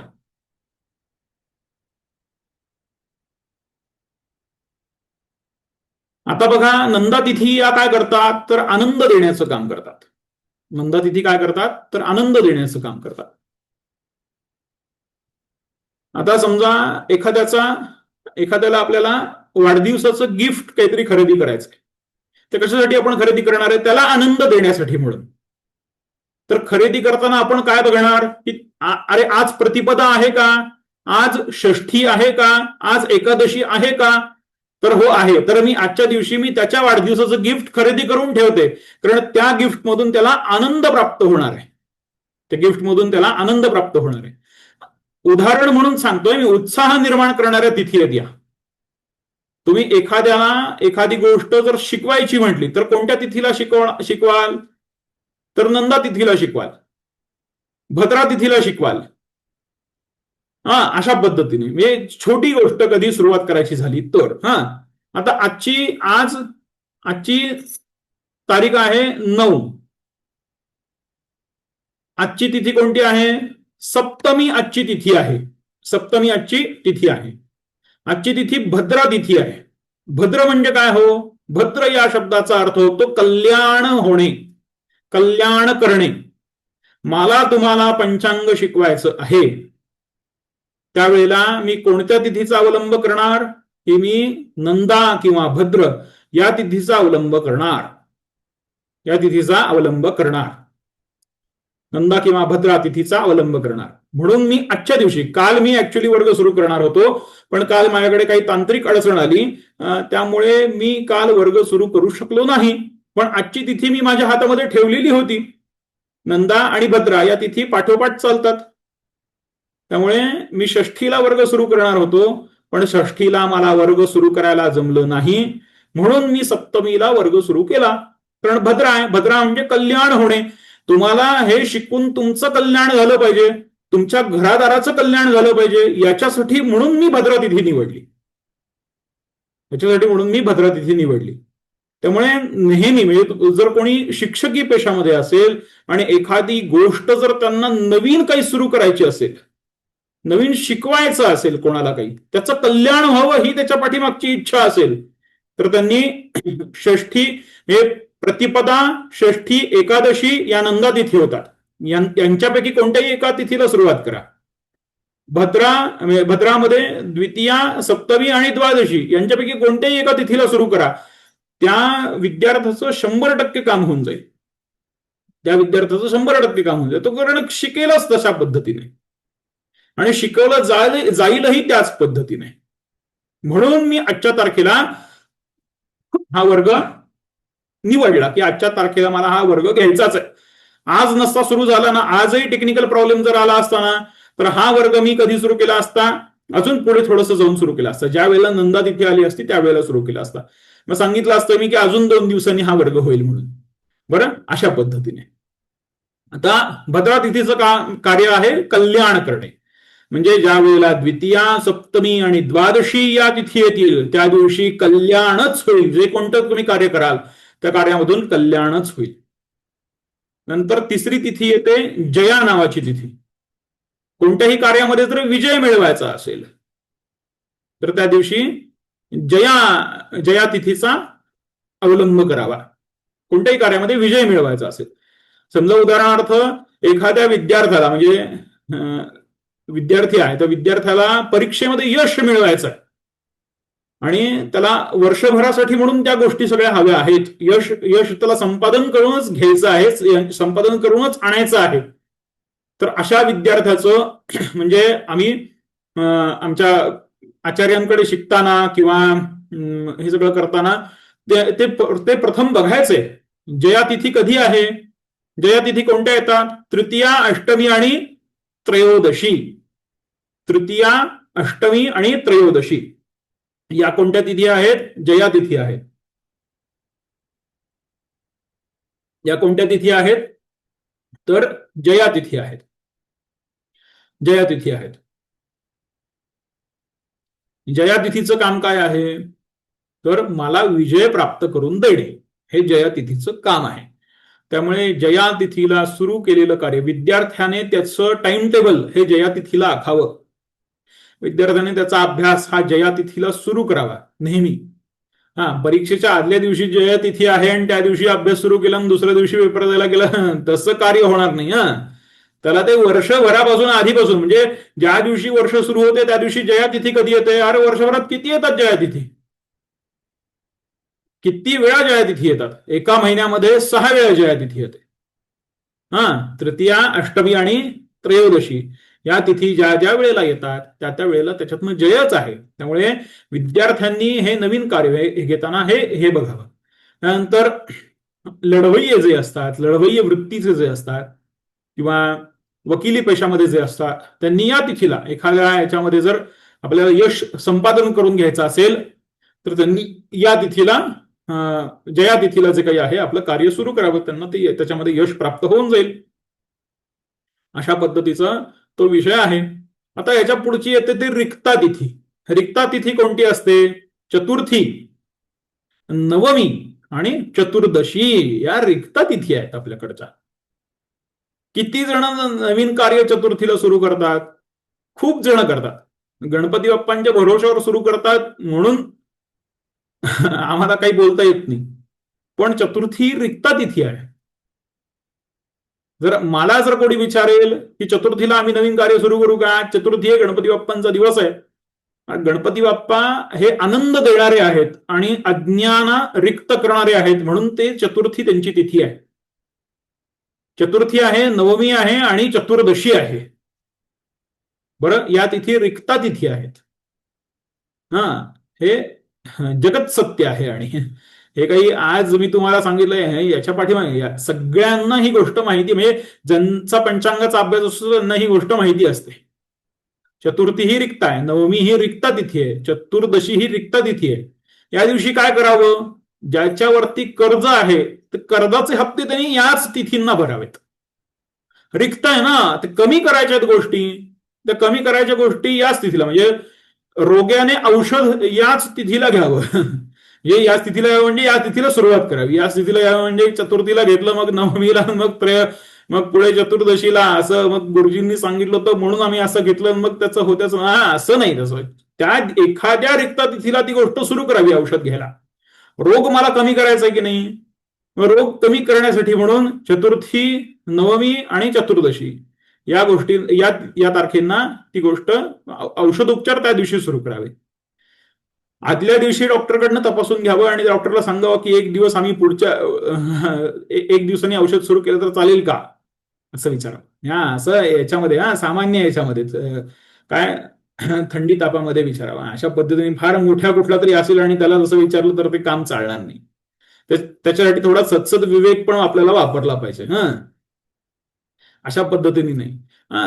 हे डोळसपणे करावं. जे काय करायचं ते डोळसपणे करावं. कारण त्या तिथीचं समुच्चय, म्हणजे त्या तिथीपासून मिळणारा जो काही शक्ती आहे ती शक्ती या पद्धतीने असते. बरं, आणि त्याच्यानंतर येते ती पूर्णा नावाची तिथी येते. एखादं कार्य पूर्णत्वाकडे जर न्यायचं असेल, एखाद्या कार्याचा आरंभ करायचा असेल आणि ते कार्य अत्यंत मोठं आहे असं कार्य, जर काही कोणत्या अशा कार्याचा जर संकल्प वगैरे कोणता सोडायचा असेल, असं कार्य सुरूच करायचं असेल तर त्या दिवशी पूर्णा तिथीला ते कार्य सुरू करावं. पूर्णा तिथीला कार्य ते सुरू करावं, पूर्ण तिथीला कार्य ते सुरू करावं. म्हणजे आपल्याकडे बघा, दिवाळी पाडवा हे दोन्हीकडे प्रतिपदा आहे. गुढीपाडवा आणि दिवाळी पाडवा हे दोन्हीकडे प्रतिपदा आहे. त्यानंतर अक्षय्य तृतीया ही कोणती तिथी येते? जया तिथी येते. जया तिथी येते. बरं, अक्षय्य तृतीया आजच्या दिवशी कॅलेंडरमध्ये अक्षय्य तृतीया लिहिलेलं आहे आणि अक्षय्य तृतीया ही दुपारी 1:13 आहे आणि मी 2 वाजता जर माझं कार्य करायला घेईन तर ते रिक्तामध्ये जाईल की नाही? रिक्तामध्ये जाईल की नाही? तर तशी ती गोष्ट आहे. तशी ती गोष्ट आहे. म्हणून पंचांग का यावं, पंचांग का शिकावं, ते एवढ्यासाठी शिकावं. तर मी अक्षय तृतीयेला जर सुरू केलं मी आणि आज कसं काय खंडन झालं बाबा त्या गोष्टीचं, व्हायला नाही पाहिजे. नुकसान पहिल्याच दिवशी नुकसान झालं. कशामुळे झालं? अरे बाबा, ही इतक्या मिनिटांपर्यंतच ती तिथी होती. तू कार्य सुरू केलं त्याच्या उपरांत, त्याच्यानंतर तू सुरू केलेलं आहे. मग त्याच्यामध्ये ती अक्षय तृतीया असली तरी जय मिळणार नाही, अशी ती गोष्ट आहे. आपल्याकडे 3:30 मुहूर्त आहेत की नाही? 3:30 मुहूर्त कुठला आहे? दसरा आहे. दसरा कुठली तिथी आहे? दशमी पूर्णा तिथी आहे. आपल्याकडे नंदा, जया आणि पूर्णा याच्यामध्ये आपल्याकडे 3:30 मुहूर्त सांगितलेले आहेत. 3:30 मुहूर्त आपल्याला याच्यामध्येच सांगितलेले आहेत, हे लक्षात घ्या. या 3:30 मुहूर्त रिक्त तिथीला सांगितलेला नाही. 3:30 मुहूर्त जे सांगितले जातात की आजचा दिवस पूर्ण मुहूर्त असतो. कधीपर्यंत? ती तिथी असेपर्यंत. हे त्याच्या पाठीमागचं एक सत्य लक्षात घ्या. आज 3:30 मुहूर्तापैकी एक मुहूर्त आहे म्हणून आजच्या दिवशी काम करायचंच, पण कधीपर्यंत? ते मला ती तिथी जिथपर्यंत उपलब्ध आहे तोवरच ते कार्य करायचं. अशा पद्धतीने ही गोष्ट आपल्याकडे आहे, पण त्याला एक मर्यादा पण आपल्याकडे सांगितलेली आहे. जर मी आपल्याकडे त्याच्यामध्ये सूर्यव्यापिनी, माध्यान्ह व्यापिनी आणि अशा पण गोष्टी आपल्याला त्याच्यासाठी बघाव्या लागतात की माध्यान्ह व्यापिनी ही तिथी आहे का, सूर्यव्यापिनी ही तिथी आहे का, त्याच्यावरून ते पुढचे निर्णय होतात. ते आपण उद्याच्या परवाच्या भागामध्ये शिकून आपण घेऊयात. अशा पद्धतीने आहे. आता आपल्याकडे कसं झालेलं आहे बघा, आपल्याकडे इंग्रजी दिनमान आपल्याकडे सध्या, इंग्रजी पद्धत आपल्याकडे सध्या सगळीकडे चालते. आपण संडे काय करतो? आज संडे आहे, सुट्टी घेतो आज आपण. तर संडे आपल्याकडे उदित वार सांगितलेला आहे. उदयात उदयम वारम, की उदित वार कोणता आहे? रवी हा पहिला वार आहे आपल्याकडे. रविवार हा पहिला वार आहे. त्या दिवशी सुट्टी घेणं, काही न करणं, हेच मुळात घाताचं लक्षण आहे. आपल्याकडे सुट्टीचा वार कोणता आहे? शनिवार हा आपल्याकडचा सुट्टीचा वार आहे तसं बघायला, कारण मंद वार आहे, कारण तो मंद वार आहे. त्यामुळे एकच मिनिट, म्यूट करा आवाज तुमचा. मी पूर्ण माझं होऊन जाऊ देत, मग आपण याची प्रश्नोत्तरी घेऊयात. तो मंदवार आहे. कोणता मंदवार आहे? शनिवार हा मंदवार आहे. मंद का? शनीची चाल कशी आहे? मंद आहे, म्हणून तो मंदवार आहे. अशा पद्धतीने हे रविवार म्हणजे सूर्याचा जो दिवस आहे हा उदित वार आहे आपल्याकडे. आठवड्याची सुरुवातच आपल्याकडे रविवारची आहे. मग त्याच्यानंतर पुढे रविवार, सोमवार, मंगळवार, बुधवार, गुरुवार, शुक्रवार, शनिवारी आपल्याकडे सुट्टीचा वार आहे. हल्ली ते आता 4 days वीक, 6 days वीक काहीतरी असतं ते गंमत, 5 days वीक. त्याच्यामध्ये त्या सगळ्या गोष्टी आपल्याला बऱ्याचशा गोष्टी होतात. पण रविवार हा उदित वार आहे. रविवार हा अहंकाराचा वार. अहंकार म्हणजे कर्तृत्व बरं का. अहंकाराचं दुसरं नाणं हे कर्तृत्वाचं आहे. त्यामुळे कर्तृत्वाचा तो वार आहे. त्या दिवशी तुमच्या आयुष्यामध्ये तुम्ही तो, आज रविवार, आज बास मी काही करणार नाही, आज मी घरी शांतपणे झोपणार, हे शिकल्यानंतर तसं करायचं नाही. आज रविवार आहे, आजच्या दिवशी मी माझं आठवड्याचं सगळं जे काही करायचं आहे ते त्या दिवशी मी, आठवड्यामध्ये काय काय करायचं याचं प्लॅनिंग त्या दिवशी करा. आपल्याकडे व्यावहारिक सगळीकडे सुट्टी आहे. व्यवहाराला सगळीकडे सुट्टी आहे. आपल्या देशाने व्यवहाराला ती सुट्टी घेतलेली आहे. अख्ख्या जगाने त्या दिवशी घेतलेली आहे. मग त्या दिवशी व्यवहार तर, बाहेरचा व्यवहार तर होऊ शकणार नाही, पण आंतरिक व्यवहार तर आपण साधू शकतो. म्हणून आपण त्या दिवशी आपल्या आठवड्याचं प्लॅनिंग हे त्या दिवशी करा, आपल्याला त्याच्यातनं जयच मिळेल. आपण जर सोमवारी त्या गोष्टीचं प्लॅनिंग ठेवत असू की आजच्या दिवसापासून या दिवसापर्यंत, सोमवारी प्रथम दिवस जर मानत असू तर सोमवार हा प्रथम दिवस नाही, सोमवार हा द्वितीयच आहे, हे लक्षात ठेवा. आता आपल्याकडे काय आहे की आपल्याकडे नक्षत्र हा एक बेस आपल्याकडे प्रामुख्याने सांगितलेला आहे. नक्षत्र बेस जो काही आहे हा नक्षत्र बेस हा सगळ्यात महत्वाचा आहे. आपल्याकडे राशी परंपरा नाही. इथे जरी लिहिलेलं असलं की चंद्र राशी प्रवेश असं दिलेलं असलं तरी भारतीय ज्योतिष शास्त्रामध्ये किंवा पंचांगामध्ये राशी प्रवेशावरती काहीही ठरत नाही. गंमत आहे की नाही? आतापर्यंत आम्ही राशीलाच महत्व देतोय, पण राशी प्रवेश फक्त चंद्राचा बघितला जातो. आणि हे कशासाठी दिलेलं आहे की हा ठीक आहे, राशीवर काही अवलंबून नाहीये आपल्याकडे अवलंबून आहे ते म्हणतात ना बॉस इज हिअर, तर नक्षत्र हा बॉस आहे याच्यात. तर तसा आहे ही गोष्ट की नक्षत्र बॉस आहे. हे नक्षत्र सर्व काही ठरवतं की आपल्याकडे काय होणार काय नाही होणार. तुमचं नाव काय असणार हे नक्षत्रच ठरवतं. हल्ली राशीनुसार पण नावं यायला लागलेली आहेत. तर तसं नाहीये. नक्षत्र हेच प्रमाणभूत आपल्याकडे आहे. नक्षत्रावरूनच सर्व गोष्टी होतात. नक्षत्राच्या पुंजामध्ये जे कोणती रास येते त्याच्यानुसार ती त्या राशी तिथे ठरतात. आपल्याकडे ती या राशी परंपरा जी काही आहे फार अलीकडची आहे. आपल्याकडे प्रख्यात परंपरा ही नक्षत्र परंपरा आहे. त्यामुळे आजही आपल्याकडे कोणताही मुहूर्त घ्यायचा झाला तरी तो नक्षत्रावरूनच घेतला जातो, योगावरूनच घेतला जातो, पंचांगाच्या या 5 अंगावरून घेतला जातो. पंचांगाच्या या 5 अंगांमध्ये राशीला स्थान नाही. राशीचं स्थान हे केवळ आपल्याला माहितीपुरतं असावं की आज ही रास आहे आणि या राशीमध्ये तो सूर्य चंद्र काही उपस्थित आहेत हे माहिती असावं याच्यासाठी म्हणून ते दिलेलं आहे. पण नक्षत्र कोणतं आहे? हे नक्षत्र. आणि या नक्षत्रानुसार आपल्याकडे पाऊस पडतो, या नक्षत्रानुसार आपल्याकडे या गोष्टी होतात. हे सगळं जे काही आहे हे नक्षत्रावरती अवलंबून असतं. त्यामुळे आपण नक्षत्रावरती आधारित आहोत. आपल्याकडे प्रमुख 2 संपात सांगितलेले आहेत. जसे आपण आता अयन मानतो की नाही तसे आपल्याकडे संपात पद्धती पण आहे. बरं, एक आहे तो शरद संपात आणि दुसरा आहे तो वसंत संपात. साधारणतः वसंत संपात आजच्या घडीला 21-22 मार्चच्या आसपास येतो आणि शरद संपात हा 21-22 सप्टेंबरच्या आसपास येतो. बरं, त्यामुळे इथे ज्या वेळेला एखादं आपण पान बघतो, एखादी आपण काय म्हणतो त्याला पंचांगाचं पान बघतो, त्यावेळेला इथे बघताना इथे याच्यामध्ये असेल की नाही बघतो, नाहीतर उद्याच्या भागामध्ये मी ते पानाचे फोटो काढून घेतो. याच्यामध्ये ते दिसत नाहीये. उद्याच्या याच्यामध्ये तुम्हाला तो फोटो काढून दाखवतो की कसं बघितलं जातं. दिसतंय 24 जानेवारीला बघा. 24 जानेवारीला आपल्याकडे सूर्य पद्धतीने पण सूर्य पद्धतीने पण आपल्याकडे संक्रांत बघण्याची पद्धत आहे. बरं, सूर्य पद्धतीने पण आपल्याकडे संक्रांत बघण्याची पद्धत आहे. 24 तारखेला 24 जानेवारी 24 जानेवारीला इथे श्रवण रवी असं इथे दिलेलं आहे. श्रवण रवी इथे दिलेलं आहे. त्याचा अर्थ काय ते आपण उद्याच्या भागामध्ये बघूयात. आता कोणाला काही प्रश्न असतील तर विचारा.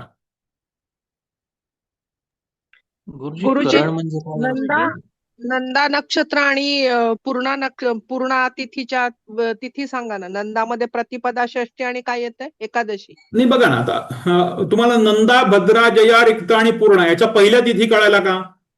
हो, कळाल्या. मग त्याच्या पुढे पहिल्या तिथीमध्ये कोणत्या कोणत्या सांगा बरं मला. नंदाची पहिली कोणती आहे, भद्राची पहिली कोणती आहे, पूर्णाची पहिली कोणती पर्यंत सांगा. प्रतिपदा, द्वितीया, तृतीया, चतुर्थी आणि पंचमी पूर्णाची. आता त्याच्याच पुढे प्रतिपदेच्या समोर 6, 7, 8, 9, 10 असं लिहा. हो. आणि त्याच्याच पुढे 11, 12, 13, 14 आणि 15 असं लिहा. म्हणजे जसं तुम्ही 1, 2, 3, 4, 5 असं उभ्या याच्यात लिहिलंय तसंच 6, 7, 8, 9, 10 आणि त्याच्याच पुढे 11, 12, 13, 14, 15. हे पंचांग हे जे काही आहे हे लॉजिकचं काम आहे, हे पाठ करण्याचं काम नाही. त्यामुळे पहिल्या 5 तिथी लक्षात ठेवल्या की आपल्याला पुढच्या सगळ्या तिथी लक्षात राहतात. हा, ते त्याच्यासाठी थोडंसं पौर्णिमा लॉजिक आणि वापरायचं. एकादशी कुठं कशी घ्यायची ती? हा, एकादशी शुक्ल पक्ष आणि नंदेची कृष्ण पक्ष तिसरी तिथी, एकादशी नंदेची तिसरी तिथी, षष्ठी नंदेची हो. दुसरी तिथी. हो हा, मग तसंच भद्रेची हो. दुसरी, भद्रेची तिसरी, जयेची दुसरी, जयेची तिसरी, अशा पद्धतीने पूर्णेची तिसरी, पूर्णेची दुसरी, अशा पद्धतीने त्या तिथी घ्या. जर समजा मी तुमच्याकडे पंचांग बघायला आलो आणि मला सांगितलं की मला काही पंचांग येत नाही, मला ताई पंचांग बघून सांगा की आजच्या तिथीला मला एखादं कार्य सुरू करायचंय, तर ते कार्य सुरू करू का? आणि नेमकी त्या दिवशी पूर्ण तिथीपैकी एखादी तिथी आहे आणि त्या दिवशी समजा पौर्णिमा असेल किंवा अमावस्या असेल, तर तुम्ही काय सांगाल की आज पूर्ण तिथी आहे, कार्य सुरू करायला हरकत नाही. अशा पद्धतीने ते असतं. अच्छा, अमावस्या पण पूर्णात घ्यायची. अमावस्या पण पूर्णच घ्यायची. आपण लक्ष्मीपूजन करतो की नाही? लक्ष्मीपूजन करतो ना. दिवाळीत लक्ष्मीपूजन करतो की नाही? अमावस्येलाच करतो. दर महिन्याच्या अमावस्येला जरी लक्ष्मीपूजन केलं तरी ते पूर्ण तत्वाकडेच जातं, म्हणून त्या दिवशी लक्ष्मीपूजन आहे. हा, हे पण एक त्याच्या पाठीमागचं कारण आहे. पौर्णिमेला आपण पूर्ण म्हणजे पूर्णातिथी म्हणतोच, ते पूर्ण चंद्र वगैरे, अगदी. पण अमावस्येला पण म्हणायचं. अमावस्या पण पूर्ण तिथीच आहे, ती अपूर्ण नाहीये. हा, त्यामुळे एखादं कार्य जर नवीन सुरू करायचं असेल आणि अमावस्या आहे आणि अमावस्या म्हणून कार्य सुरू, हा, आपल्याकडे काय माहितीये का, थोडंसं अंधश्रद्धा खूप पसरली गेली. अमावस्या म्हणजे चंद्र दिसतच नाही अजिबात, तो पूर्ण तत्वाने दिसत नाही ना. हो. हा, म्हणून ती पूर्ण आहे. पंचमीची कला पूर्ण आहे की नाही, दशमीची कला पूर्ण आहे की नाही, म्हणून ती पूर्ण आहे. हा, तर त्याच्या पाठीमागचा अर्थ तो आहे. नमस्कार गुरुजी. नमस्कार. 11 तारखेला चित्रा नक्षत्र आहे. आता 11 तारखेला चित्रा नक्षत्र आहे. बरं. मग त्या दिवशी नवमी तिथी येते ना 11 तारखेला. 11 तारखेला त्या दिवशी चित्रा नक्षत्र आहे. हा, आणि त्या दिवशी सकाळी 10:21 अष्टमी आहे आणि 10:21 नवमी सुरू होणार. मग 10 वाजून चालू होणार, पण त्यावेळेस चित्रा नक्षत्र आहे. मग नवमी मध्ये चांगलं कार्य करू नये का? म्हणजे आपल्याला एखादं हे घालायचंय, म्हणजे काय म्हणतात त्याला? नाही, आता कसं आहे बघा, आता नवमी कधी सुरू होणार आहे? 10:21 सुरू होणार आहे. जर तुम्ही 10:21 आधी एखादं कार्य सुरू केलं, कार्य कधी सुरू करताय तुम्ही? अष्टमीला सुरू करताय समजा कार्य, तर ते जया तिथीमध्ये जाईल आणि त्याची समाप्ती जरी रिक्त तिथीमध्ये आली तरी त्यांनी काही फरक पडत नाही. आपल्याला फक्त कार्य सुरू करायचं नाहीये. कार्य जर रिक्ता तिथीला जर सुरू केलं, समजा जर आपण घरचं धान्य भरायचंय आणि चांगलं आज चतुर्थी आज रविवार आहे म्हणून घरचं धान्य भरायला गेलो, त्या धान्याला कीडच लागणार आहे, ते धान्य टिकणार नाहीये, हे आपल्याला समजलं पाहिजे. ते रिक्तच होणार आहे, ते खालीच होणार आहे, ते धान्य पुरणारच नाहीये, असा त्याचा अर्थ होतो. म्हणजे शब्दशः तुम्ही अर्थ घेऊ नका, मी उदाहरण म्हणून तुम्हाला फक्त सांगितलं की हे कशा पद्धतीने बघायचं. गुरुजी 18 तारखेला जी तिथी 30 लिहिलंय तिथे, त्याला कसं म्हणायचं? अमावस्या. 30 म्हणजे अमावस्या. अच्छा, बरं, ठीक आहे. 30 म्हणजे अमावस्या. गुरुजी, इथं चित्रा नक्षत्राच्या समोर तर अष्टमी दिली ना? चित्रा नक्षत्राच्या समोर अष्टमी दिलेली आहे, पण ती किती वाजून किती मिनिटांपर्यंत आहे? आपल्याला कॅलेंडर प्रमाणे, आपल्याला सामान्य पद्धतीने जायचं नाही. आपण आता पंचांग वाचन शिकतोय की नाही? हो हो. हा, मग आपण आता मास्टर झालेलो आहोत असं समजा. तुम्ही आता पंचांग वाचनामध्ये आपण मास्टर झालेलो आहोत. हा, तर मास्टर झाल्यानंतर आपण काय बघणार? पहिलं की आपण फक्त तिथी कोणती आज, समजा साधारणतः साधा मुहूर्त असतो, साधी गंमत असते, आपण याला म्हणतो की आजची तिथी कोणती? आज आपण सरळ सांगतो की तिथे कॅलेंडरमध्ये दिलेलं असतं अष्टमी. आपण त्या कॅलेंडरमध्ये त्याच्या पुढे समाप्तीची वेळ पण दिलेली असते, ते आपण बघत नाही. त्यामुळे पंचांग बघताना ही समाप्ती, आता समजा इथे अष्टमी दिलेली आहे, इथे अष्टमी लिहिलेलं आहे, पण ती किती वाजून किती मिनिटांपर्यंत आहे? 10:21 आहे. हा, आणि 10:21 नवमीच सुरू होणार आहे. बरोबर. हा, आणि त्यामुळे 10:21 जर नवमी सुरू होत असेल तर 10:21 दुसऱ्या दिवशीचा 12:43 ही रिक्ता तिथी पटलावरती उपस्थित आहे असा त्याचा निर्णय होतो. बरोबर बरोबर. हा, आलं का लक्षात? हो, 11 तारखेला म्हणजे फक्त 10 वाजेपर्यंतच रिक्त हे जया तिथी आहे. हा, 10:21 जयातिथी आहे.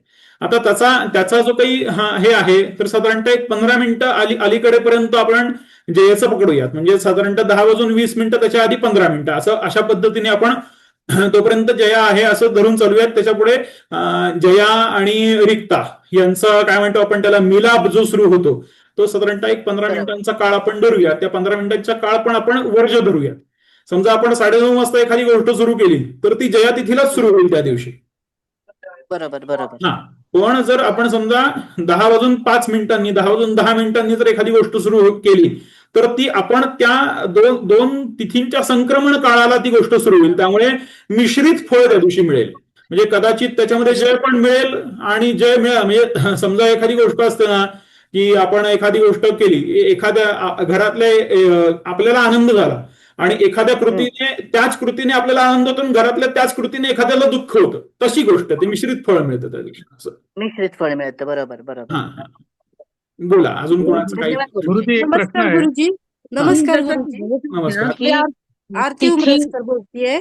हा, तर मला 31 डिसेंबरला पंचांगात भागवत एकादशी दाखवलं जातं, पण तिकडे तिथीच्या कॉलम मध्ये ते द्वादशी दाखवतं. मग ते काय पकडायचंय तिकडे? नाही, त्या दिवशी कसं आहे माहिती का, भागवत एकादशी म्हणजे कसं की ज्या दिवशी सूर्य प्रथम एकादशी बघतो, सूर्योदयाच्या वेळेला एकादशी ज्या ठिकाणी असते, सूर्योदयाच्या आधीपासून एकादशी उपस्थित असते आणि सूर्योदयानंतर सूर्य ज्या वेळेला एकादशी बघतो त्यावेळेला भागवत संप्रदाय म्हणजे वैष्णव संप्रदाय जो असतो तो तीच एकादशी मानतो.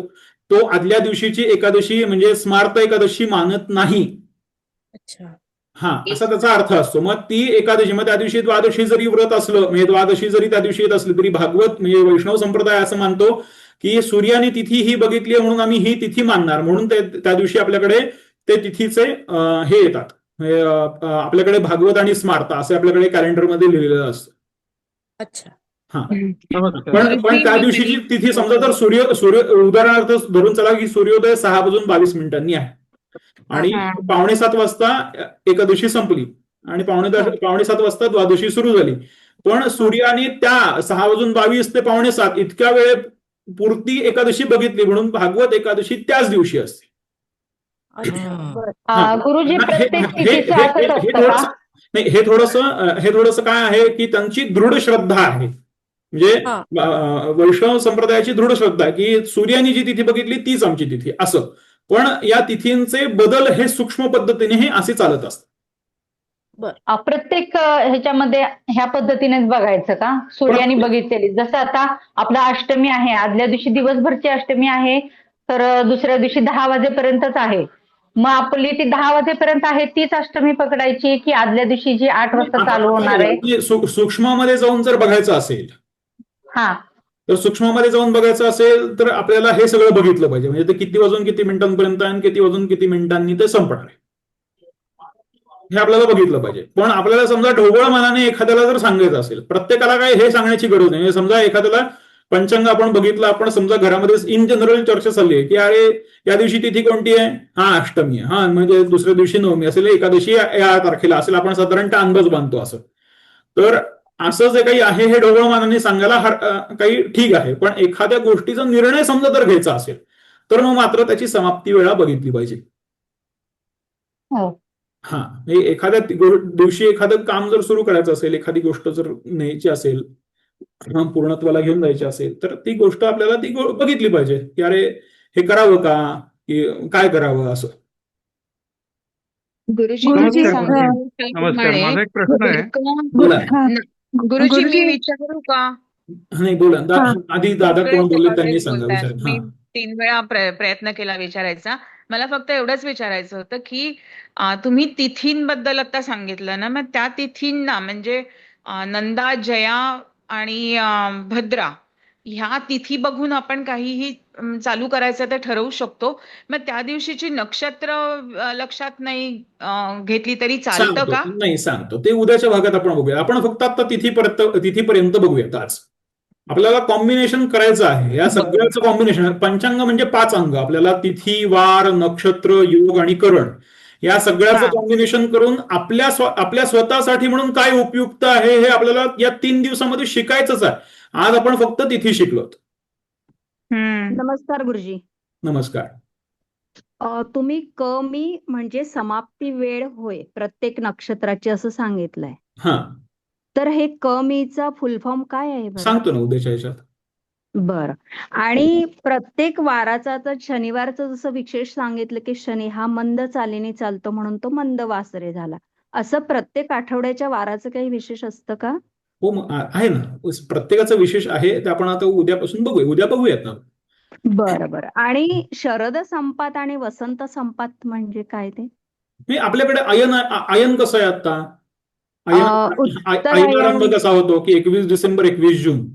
त्याच पद्धतीने सौर पद्धतीने आपल्याकडे सौर नाक्षत्री जी पद्धत आहे त्याच्यामध्ये आपण संपात मानतो.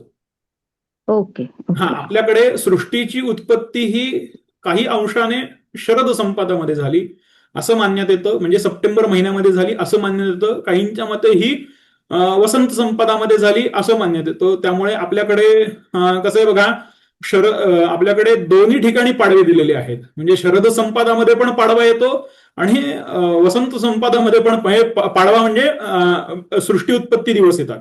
त्यामुळे ते दोन्ही त्या पद्धतीने आपण मानतो. म्हणजे आपल्याकडे शारदीय नवरात्र जे येतं ते शारदीय नवरात्राची घटस्थापना जी काही आहे ह्या घटस्थापनेपासून दिवाळी पाडव्यापर्यंत हा सृष्टी उत्पत्तीचा क्रमण दिवस मानला जातो, म्हणून सगळे उत्सव असतात बघा त्या काळामध्ये.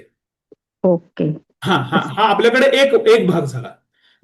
किंवा मग दुसरा भाग झाला की चैत्र पाडव्यापासून आपल्याकडे चैत्र पौर्णिमेपर्यंत पण आपल्याकडे उत्सव असतात. खरं तर तिथे भगवतीचं पहिलं नवरात्र बसतं, दुसरं रामाचं नवरात्रही असतं आणि तिसरं हनुमंतांचंही नवरात्र असतं. म्हणजे आता ही देवतांची नवरात्र झाली, पण तिथे मूलतः ब्रह्मोत्पत्ती दिवस असं म्हणून पण मानला जातो किंवा भगवंतांचं वैकुंठगमन दिवस म्हणून पण तो मानला जातो. असे वेगवेगळे आयाम आहेत त्याच्यासाठी म्हणून. पण आपल्याकडे प्रामुख्याने 2 संपात मानले गेलेले आहेत. एक वसंत संपात आहे, दुसरा शरद संपात आहे. वसंत संपात आणि शरद संपातावरती या सर्व गोष्टी अवलंबून आपल्याकडे आहेत, ज्याच्यावरती आपण नक्षत्र विभाग जो बघतो तो आपला त्याच्यावरती सगळा अवलंबून आहे. ओके. थोडक्यात बोला ना. बोला. नमस्कार, मी सुनीता मिरगावकर बोलते. तर माझी आजी दर संक्रांतीला महिन्याच्या रामनाम घ्यायची. बरोबर. तर मला पण ते करायचं, पण मला ते संक्रांत कधी असते हेच कळत नाही मला. त्याच्यामुळं ते महिन्याचं मला कळालंच नाही कधी असते संक्रांती, मला सांगतात. आपण बघूयात ना आता उद्यापासून ते सगळं बघूयात की हे कसं करायचं. उद्या आणि परवा या दोन्ही दिवसामध्ये आपण या सगळ्या गोष्टी शिकूयात. ती वर्षाची 12 रामनाम घ्यायची, म्हणजे जेवायच्या आधी रामनाम घेऊन. आता हा विषय निघाला म्हणूनच सांगतो तुम्हाला. आपल्याकडे संक्रांत असते. संक्रांतीनंतरचे 13 दिवस हे महापाताचे म्हणून ओळखले जातात. त्याला महापात असं म्हणतात.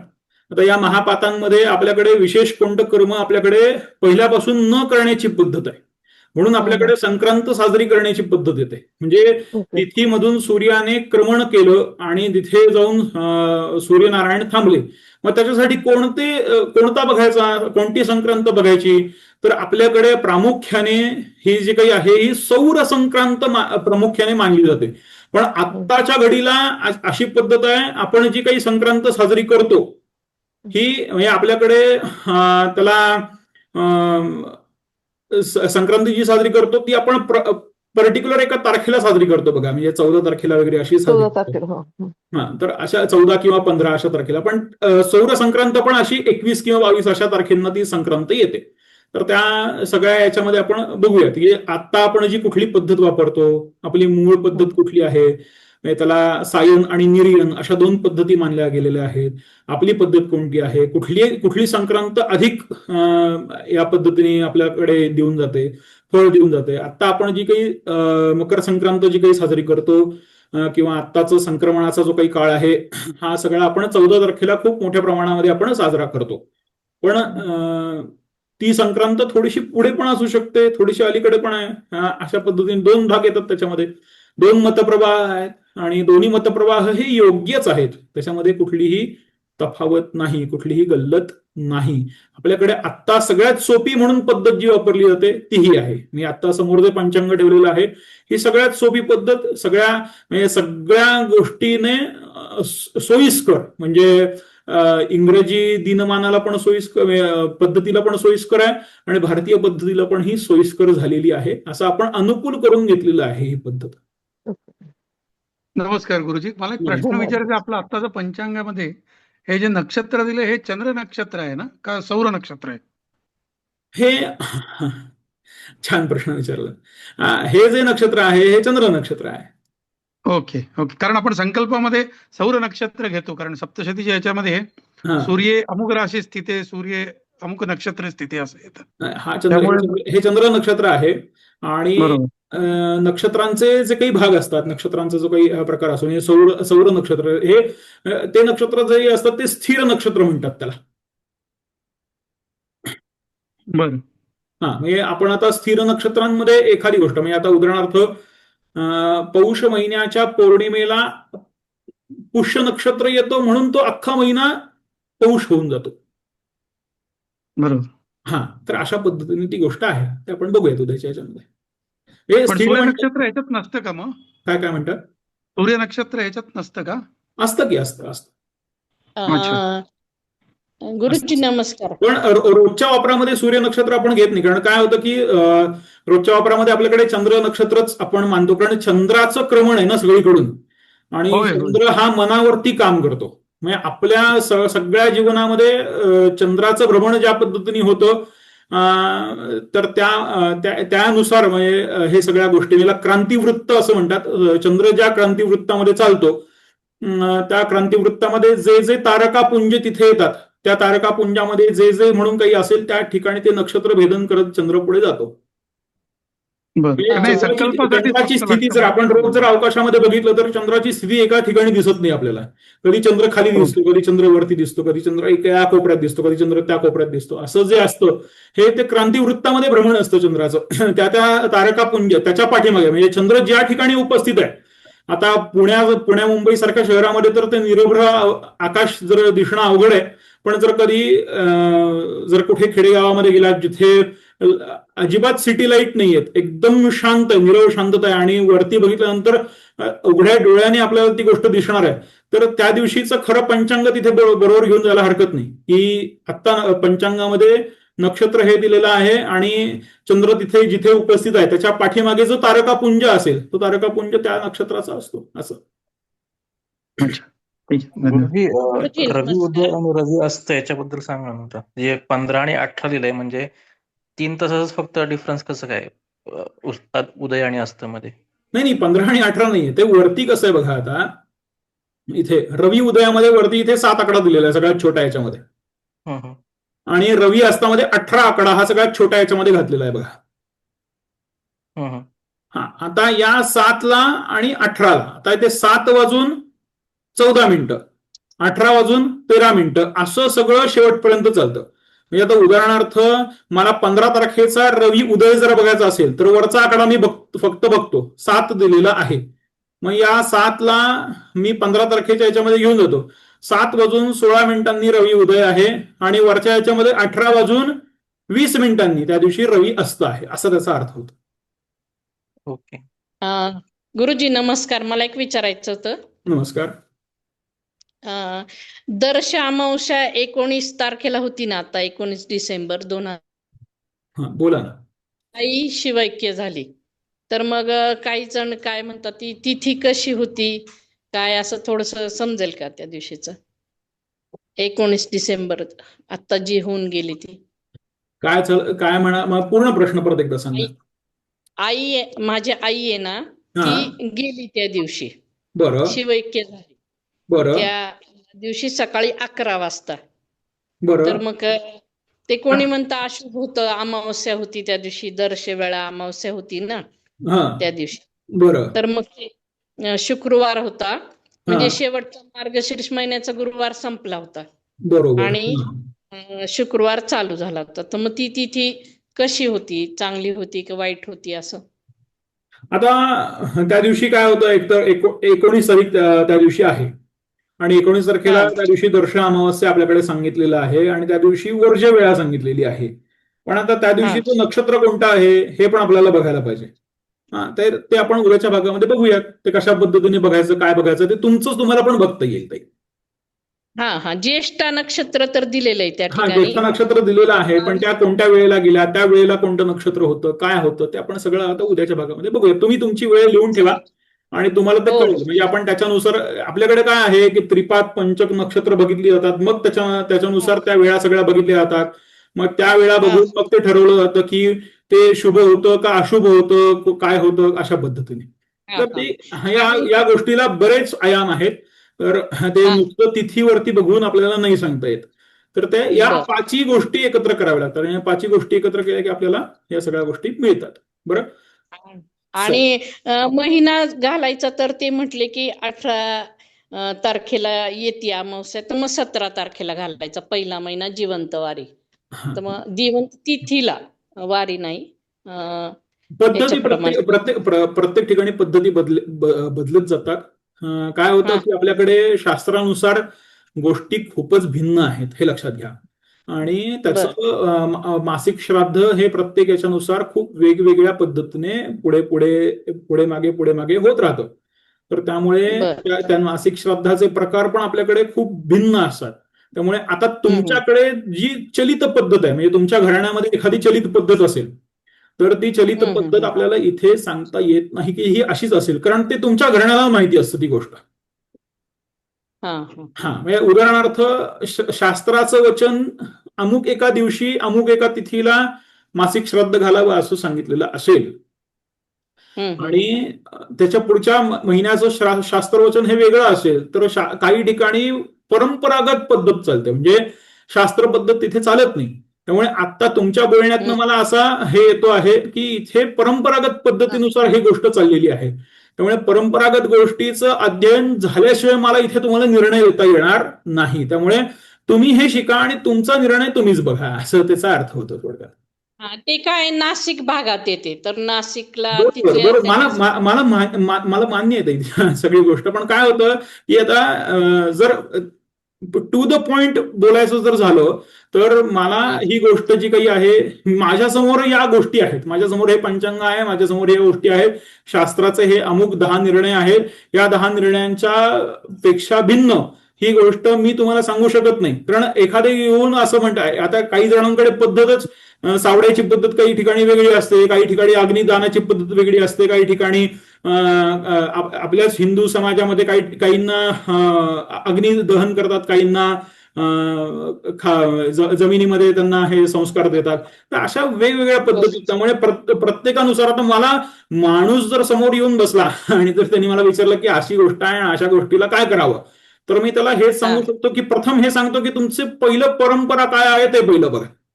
म्हणून आपल्याकडे पद्धत काय असते की वाडवडिलांना ही गोष्ट विचारायची, म्हणजे देवाब्राह्मणांना ही गोष्ट विचारायची, वाडवडिलांना ही गोष्ट विचारायची. का विचारायची? कारण पद्धती त्या वेगळ्या असतात, हो, म्हणून विचार. हा, अशा पद्धतीने ते आहे. मग असं आपल्या शास्त्रानुसार त्या तिथीला करावं की आधी करावं, कसं करावं? तुमच्या घरामध्ये मी तुम्हाला तेच सांगतोय, तेच समजून सांगायचा प्रयत्न करतोय की तुमच्या घरामध्ये जशी पद्धत असेल त्या पद्धतीने ती गोष्ट करावी. हा, चालेल. गुरुजी, तुमचे रेकॉर्डिंग आम्हाला नंतर पण मिळेल का? हो, रेकॉर्डिंग मिळेल, हे काही अडचण नाही. ओके. आणि एका प्रवचनात ऐकलं होतं की प्रतिपदा ही पाठनाशिनी तिथी असते, म्हणजे विद्यार्थ्यांसाठी अभ्यास सुरू करण्यासाठी केला तर कधी तो आयुष्यभर शिकू शकत नाही पाठ, असं प्रतिपदा तिथीला ते सांगत होते. तर असं काही आहे का ते? खरं तर असं असण्याचं काही कारण नाही, कारण ती नंदा तिथी आहे, ती आनंद निर्माण करते. पण विद्यार्थ्याला तिथी जी काही आहे ती जयाच आहे. विद्यार्थ्याच्या अनुषंगाने जर एखादं काही शिकायचं म्हटलं तर त्याला ती जया तिथीच यायला पाहिजे. रिक्त तिथीला जर एखादं कार्य जर सुरू करायचं असेल तर ते रिकामच होऊन जाणार आहे. ही गोष्ट लक्षात ठेवा. आणि गुरुजी भद्रा तिथीचे लक्षण काय, म्हणजे त्याचे भद्रा तिथीला कल्याणकारक. काय करायचं? भद्रा या शब्दाचा अर्थ होतो कल्याणकारक असं. ओके, ते तेव्हा काय सुरू करायचं आणि काय वर्ज्य करायचं? हा, आजचं रेकॉर्डिंग परत एकदा ऐका, मी पाठवतो रेकॉर्डिंग. चालेल चालेल, धन्यवाद. भावी. श्रीराम. थांबूयात आपण, आज खूप वेळ झालाय. हरिः ओम. अंबे एक करी उदासन करी भक्तासी हाती धरी, विघ्ने दूर करी स्वधर्म उधरी, दारिद्र्य माझे हरी. चित्ती मूर्ती बरी वरा भय करी, ध्यातो तुला अंतरी. वाचा शुद्ध करी विलंब न करी, पावे त्वरे सुंदरी. आजची झालेली सेवा भगवतीच्या चरणी अर्पण करतो. सेवेमध्ये जर काही न्यून राहिला असेल तर भगवतीच्या चरणी क्षमा मागतो. शिकवत असताना काही कमी जास्त शब्द माझ्या मुखातनं उच्चारला गेला असेल, कोणाचं मन दुखावलं गेलं असेल तर तुमच्या चरणी साष्टांग दंडवत घालतो. उद्या आपल्या नेहमीच्या वेळेला भेटूयात. तोवर सर्वांना जानकी जीवन स्मरण. जय जय राम. श्रीराम समर्थ. जगदंबा उदयोस्तु. जय जगदंबा.